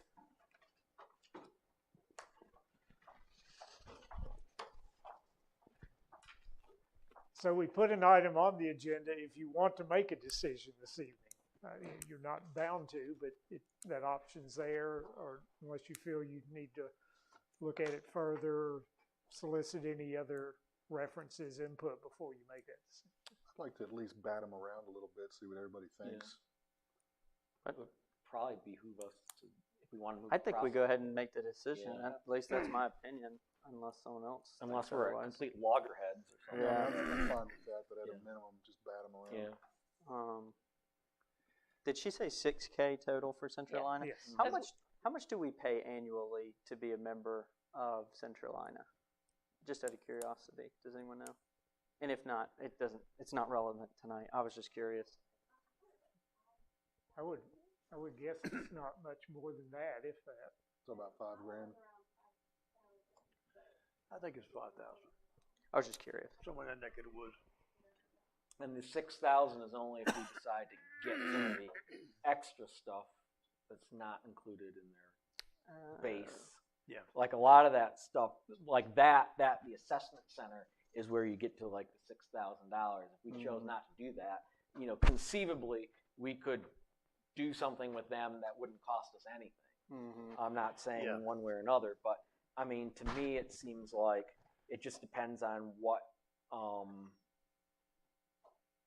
we want out of this search. Because it seems like if we want just the basic, more like doing it like administrative stuff and just here you go, that's this, and it wouldn't cost us a lot of money. The Mercer group is, I think a little bit more than this, and then the obviously the developmental people are more fulsome in terms of what they're doing. But I mean, it just There didn't seem to be I a think whole the lot of- overall cost for the two private firms are going to be pretty much a wash. Yeah, that's what I was going to say. It seemed Yeah, like that's it was what I have. actually about the same cost. Yeah. for the It two is. of It's them. like 26.5 to 30K, and that's like the most conservative estimate at the top end. And it seems like all three of them, by just calculating, unless you guys have something else in your notes, have around a 3-month turnaround for this. Yeah, I was surprised they were so closely together on their time. Yeah. Developmental, I think, was a little bit quicker at 2.5 months, but I mean, it's right there. Yeah, he said 10 weeks. Yeah. So.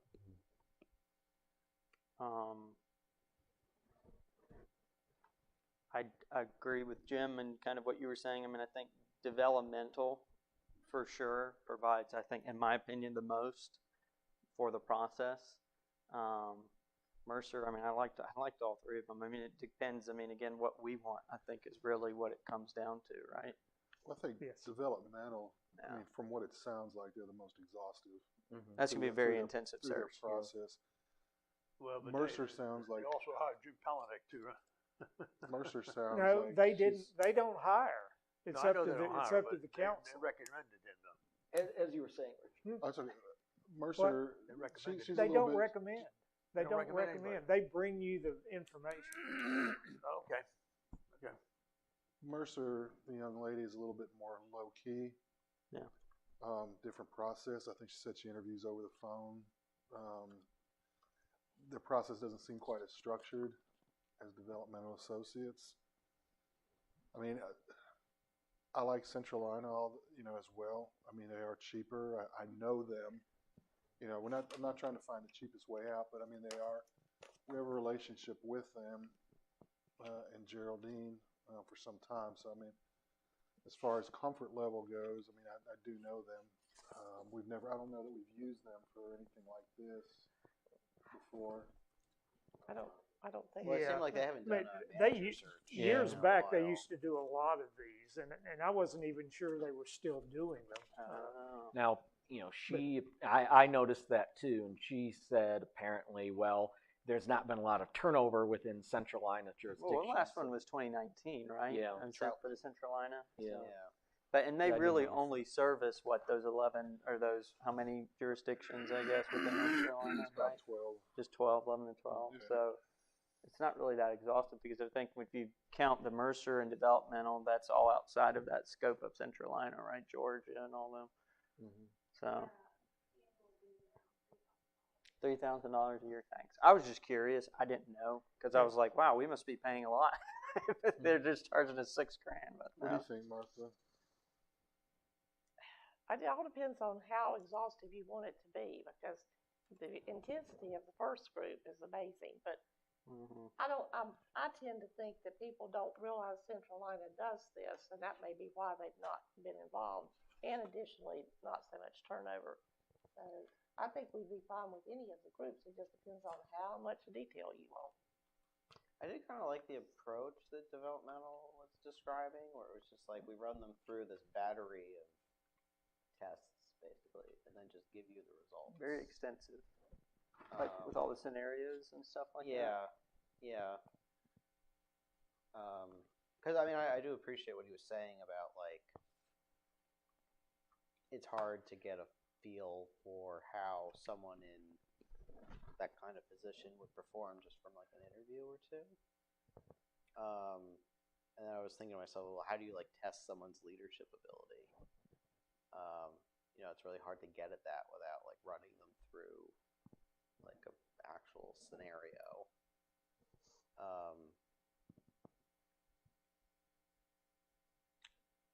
I'm just kind of thinking out loud here. Barry, Kevin, do y'all have like any input? I mean, I think it's warranted to have y'all's input as well on regards because you guys have experience with dealing probably with selection processes and third-party agencies, right?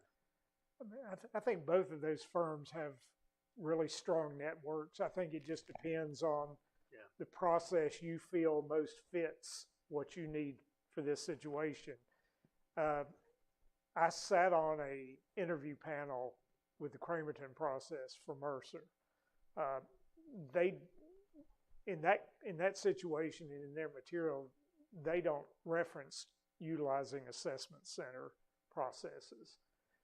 It's more questionnaires, interviews, references, a fairly extensive amount. But so I think it's really what you feel is going to best fit what your needs are, and trying to identify what you're looking for in the person to be sure it's the right fit. Because as one or two of them said, I mean, it is one of the more important decisions you'll make in this role, to establish the person that's going to have that working relationship with you. Hopefully you only have to go through it one time. So getting it right's important, in getting that right fit. So I would say I would gauge it based on the process you're comfortable with, and the strength of the group, whichever group you choose, how you feel their strengths are going to fit with getting you what you want.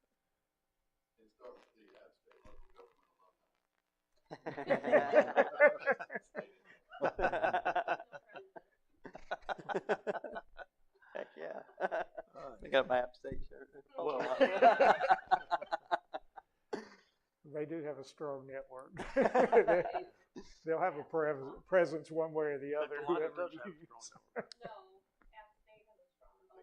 Oh yeah. Oh gosh, yeah. We're up there a lot. The assessment centers are unique though.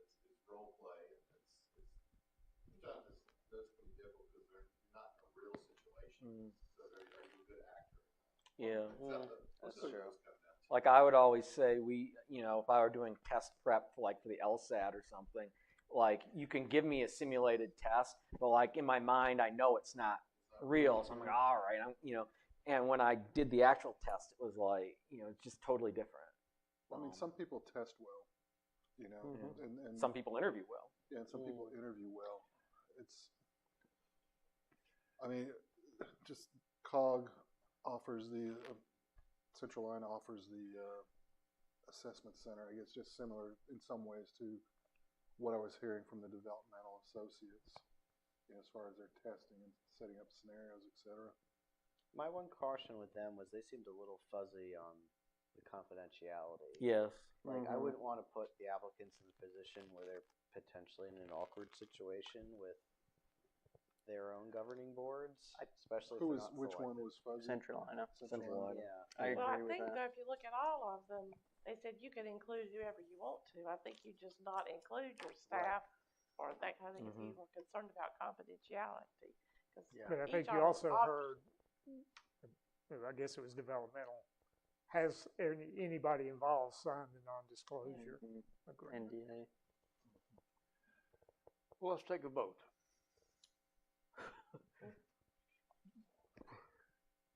I mean, do we want I think. Well, why don't we maybe we can do sort of a straw poll and see where we're all going, and then see if there's a consensus.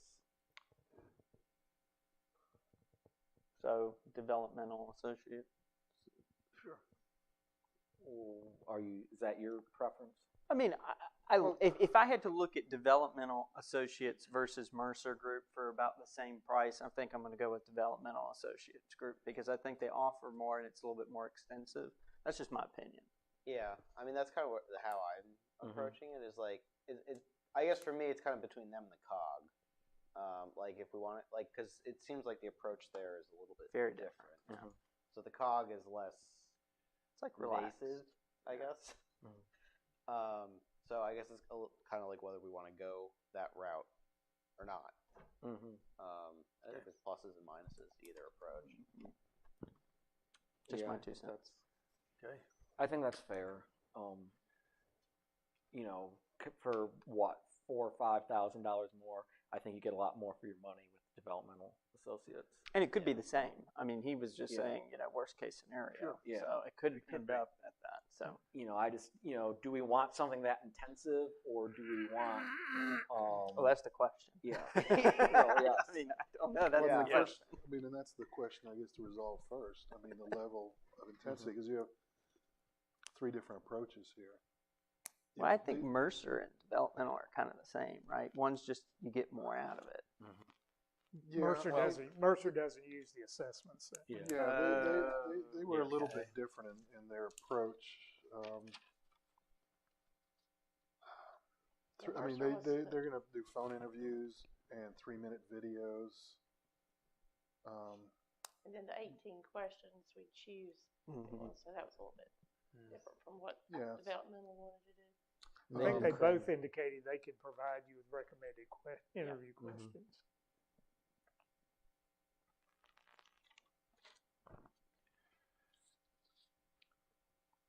Jim, your thoughts? I don't have I don't have an issue with any of them. Yeah. I don't know how much there is to differentiate. I mean, it's just a matter of degree. There's no one that I said, I don't really,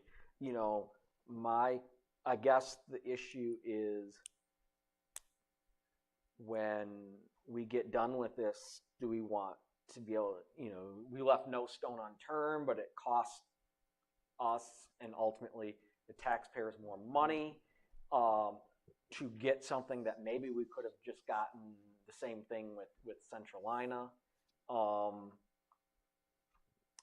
How exhaustive do we, but if we go with Centralina, and we save some money, but do we ultimately say at the end of the day, gosh, maybe it didn't turn out that well. Maybe if we had been more exhausted, we wouldn't have to be doing another one of these in a time that we don't want to. But how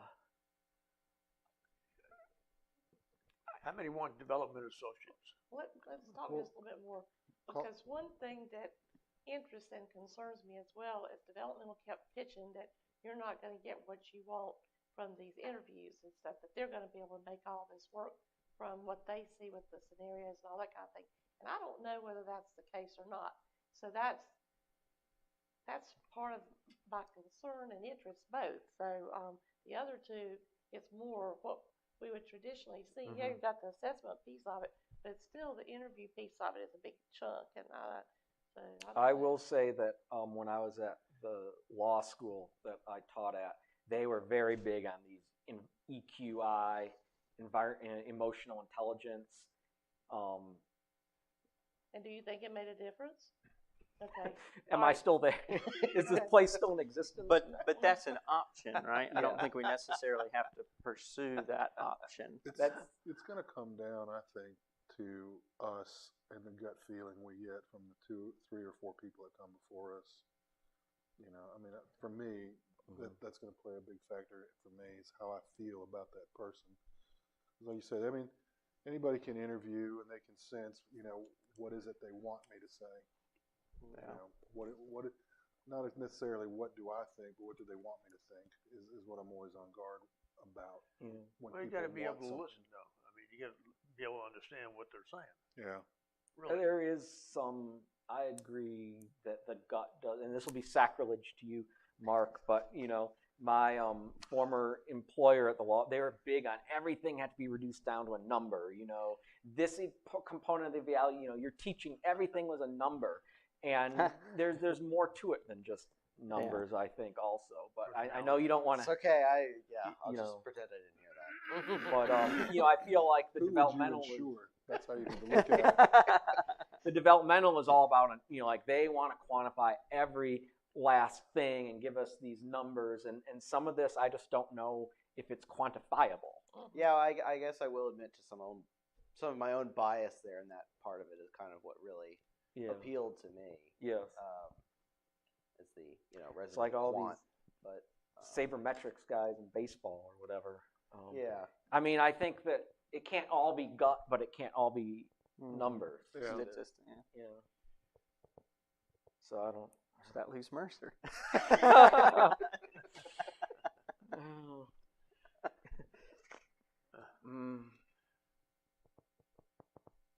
What do you think, Barry? You've had experience with this before. Again, I'm going to say the same thing I said the first time that was asked. You need to think about what it is you want to get out of this process in terms of knowledge about the candidates. Best candidate we can get. And to have the best information you can get to make that decision. Yeah. Well, I certainly think from that aspect of it, we'd get the most information from developmental. I mean, you could view that as us making sure we're doing our due diligence at the end of the day, right? That we are checking the boxes and performing our responsibilities to the taxpayers. Well, they go through a thorough process. Yeah, which could deter people. I mean, That's true. That could deter someone. You could say, look, I'm not going to write an essay. I'm not going to do this. I'm not going to do that. I mean. Well, I was thinking about that. I don't know if I mentioned that or not, but I mean, that could be an intimidating process for some people. So I just be a pretty intimidating process. I don't want to do that. I don't want to go through that. It may not. Well, there's something to be said for self-selection there too. Yeah. I mean, if somebody's not willing to go through the effort of writing a couple essays, like, I mean, I understand that everybody's busy and whatnot, but. Well, there's also, and I think Jim touched on this, and I don't know if it's a factor, if it would play in or not, but, on the one hand, you can say we selected the firm at $30,000 and we exercised our due diligence and covered our bases. Somebody will say, well, Central Iowa would have probably done the same thing for you for $6,000. Plus $3,000 a year because we are a member, so that's why we get that. Yeah, I remember one of Michigan's former coaching searches that they spent all this money and hired a search firm. And I remember one of my friends posting on Facebook, the athletic director is such an idiot. He gave like 6 figures to a search firm, and all you had to do was like the candidate you ended up with. All you had to do was like open the window and call his name, and he would have shown up. Well, Martha, I mean, you were here and Charlie was here. We hired a firm for a police chief. And what I would say to y'all is we spent $30,000 that brought us Skip, who couldn't carry a gun and didn't have his BLET at the time. Skip was a decent guy, but he also brought a certain amount of baggage with him. He did. Who'd y'all use for that? I hope it wasn't one of these. Weston or something like that, if memory. That's not it. But Wilder. What is it? Wilder. Wilder. There you go. So, I mean, there's, I don't know. I'm admittedly a little conflicted on this. Well, think of it this way, too. If we want the regional approach and we have a targeted selection, then Central Iowa, I think, stands out if they have the connections within what's in our area, if we're talking about a very targeted approach. So that could be a pro to throw out to Central Iowa. If we're talking about someone within the region, I mean, specifically, there you go. I mean, I like the regional approach. I mean, I think some of our situations in this area are somewhat unique with the growth we're experiencing. Even with the geography. Yeah. But, so are we any further along towards making a decision? Because I think we should make a decision. Because I don't see anything to be solved by, if we say, well, let's put, there's nothing's going to change. We might as well, figure it out. Just have this conversation again in 2 weeks. Yeah, exactly. Yeah. I mean, I hear more developmental versus Central Iowa. I don't hear a ton about Mercer. I mean, is it between those two and Mercer's kind of out of it, or what? I mean, I'd be comfortable scratching them from the list if, we're looking for, maybe we can go at this by subtraction rather than by addition. I mean, it seems Martha, like, what do you think, though? Well, I think that if you want the numbers, you're going to go with developmental. If you want just that typical regional approach, but add the assessment center, to me, we go with Central Iowa. She's in the middle, so I think we're extremes. We're either going one or the other of those. I would caution being a little careful about catching it as just getting numbers. You're going to get more than numbers. Yeah. From any of them. I think the pitch that he made was so much numbers. I think it's hard to get back out of that because he kept talking about was it 75%? If you have the numbers part, that's gonna be successful as opposed to just the interview piece of it. So that's what keeps concerning me. And not that I think that that's the right thing. It's just that he kept pushing that piece of it. One point that I remember in both the Mercer and developmental proposals that neither of them addressed is that if for any reason you go through this process with them, make the selection, and that person's gone before 2 years, they'll do it over at no cost. Both of them will? I saw that for Mercer. I didn't see it for developmental. Interesting. I think Yeah, that's. I didn't pay attention to that either. Now, who is I know Mercer did Cramerton. Who is Developmental did They Kings did Mountain. Kings did Mountain. Kings Mountain? That's Oh, the here most. that- That's the most recent, Yeah. close by one they've done. But they've done other North Carolina. Oh yeah, they have a whole list. Yes, yes. How many for development associates? Anybody? Well, And they're North Carolina based too, Jim. Well, That's- homegrown, I guess. Yeah, they are. Chapel Hill.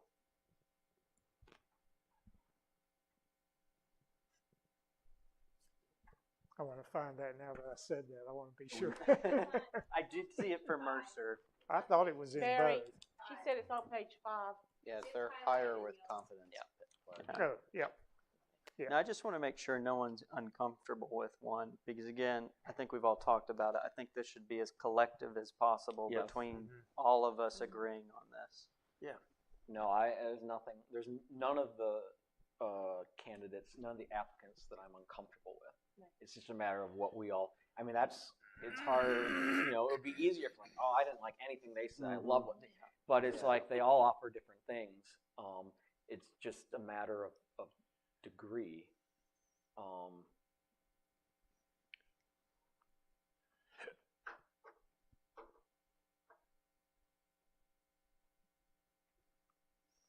So, I mean, We are the most opinionated people, and I we know. can't even come up with this. It's funny. well, what if I said, well, I think we should do developmental? What would be the arguments for and against? Like what would give anyone pause? Well, I mean, cost, but I don't think Yeah. that's relative to this because we're doing our due diligence, and I do agree.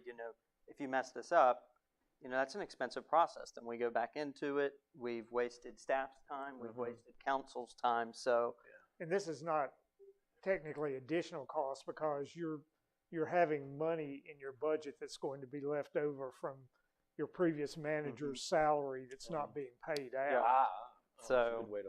I will admit that I thought it was gonna be more expensive. then $30K. Yeah. So. Yeah.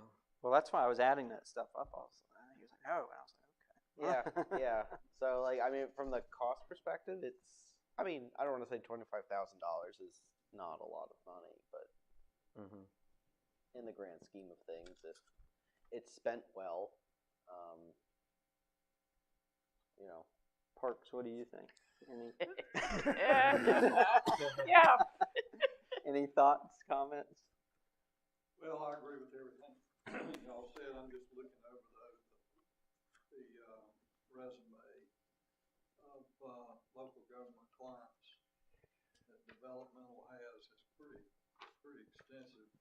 Town of Wake Forest, Town of Holly Springs, Town of Garner. It's a mix. Matthews, Apex, Duck, Chapel Hill, Fayetteville, Winston, Greensboro. It's a pretty exhaustive list of lot of local places. governments. I know we're just thinking about Kings Mountain, but they cover the gamut. The middle people were heavy with Georgia, and they just had Cramerton and Benson, which are really nice. That impressive. And then COG, I guess, I'm still hung up about those. That's not really what they do. Yeah. It's just they did trout. And the rest of them look like public safety. Yeah, fire chief or police. Yeah, I chief. mean, that's the one thing these guys have going for them. It's basically like what they do all day, every day. I'll throw my vote in for developmental. So we'll just go ahead and. I mean, we seem to be coalescing around there. Yeah. I mean, I like development associates. Martha, are you okay with that? I know you have concerns. They have it down to a science. If that's what's going to make it work, that sounds great. It's just, Yeah, they you're do. They have it down to a science. In other words, I've never heard anybody put it like that. But they also. That doesn't make it a foolproof for anything. No, it doesn't. Not at all. But the other thing you said is that a lot of times you're duped on interviews. And Yeah. if you keep going and put other layers in, sometimes that is a safeguard. I don't know. But they also said it's our decision, so they can give us all the numbers, and we can do with the numbers what we. I mean, Mark, you can do you do anything you want with numbers. Yeah. Believe me, I know. Well, I think it comes down to that too, and the professional development I had today is weird because we talked about whether teaching is art or science, and so they've got the science part of it. We'll still have to do the art part of it, figure out the creativity. If the person has the dynamic situation as well as that other stuff too, and that's fine. We can do that. Yeah. Just view it. We get more information at the end of the day. They're not going to make the decision for us, and we'll have more information. And I mean, certainly with all these things that they're contemplating that the candidates do, this is whoever goes through this process is going to be someone that really wants to be in Belmont if they're going to go through all these things. So it is the self-selection. Because we are kind of a pain to work with. So speak for yourself. No, that's correct. Yes. Yeah. Exactly. Or it could be somebody's a 71 and somebody's a 70, and our gut tells us to go with the 70. We're not obligated one way or the other. I think this is going to be an attractive job for a lot of people. These people all sound like they use basically the same websites and portals to advertise it. So we're going to get who we're going to get. Whoever throws the offering out there, you're pretty much going to catch the same fish, whoever you use. Developmental associates, I think I agree. I mean, if you want exhaustive and multi-layered approach to assess them, then that's probably them. I mean, the most immediate reference we have that I have at hand is Cramerton. Cramerton seems to be happy with the job that Mercer did. Yeah, I've also got a level of comfort with Geraldine and her group, but I agree with Parks is, this is not their forte, I guess, as much as it used to be. So I'm fine with any of them. I don't know why I was more comfortable just with the people with COG and Mercer than I was with this guy for some reason. Not that I disliked him. I just felt more comfortable with the other two. Just their presence, but that doesn't mean anything. But I'm fine with it. So what have we decided on? Well, it seems to keep shifting. Yes.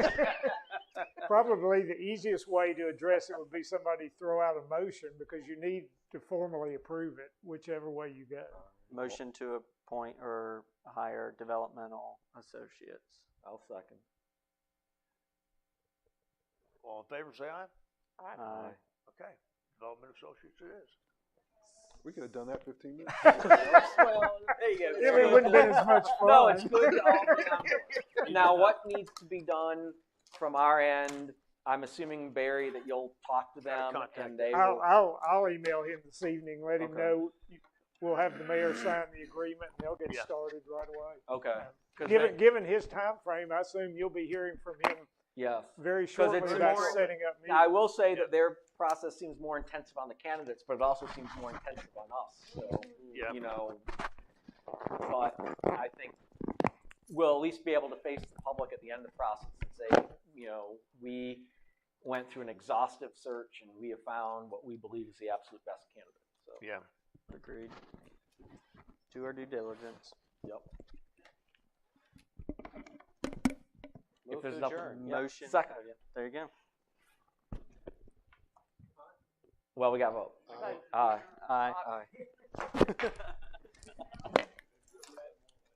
No.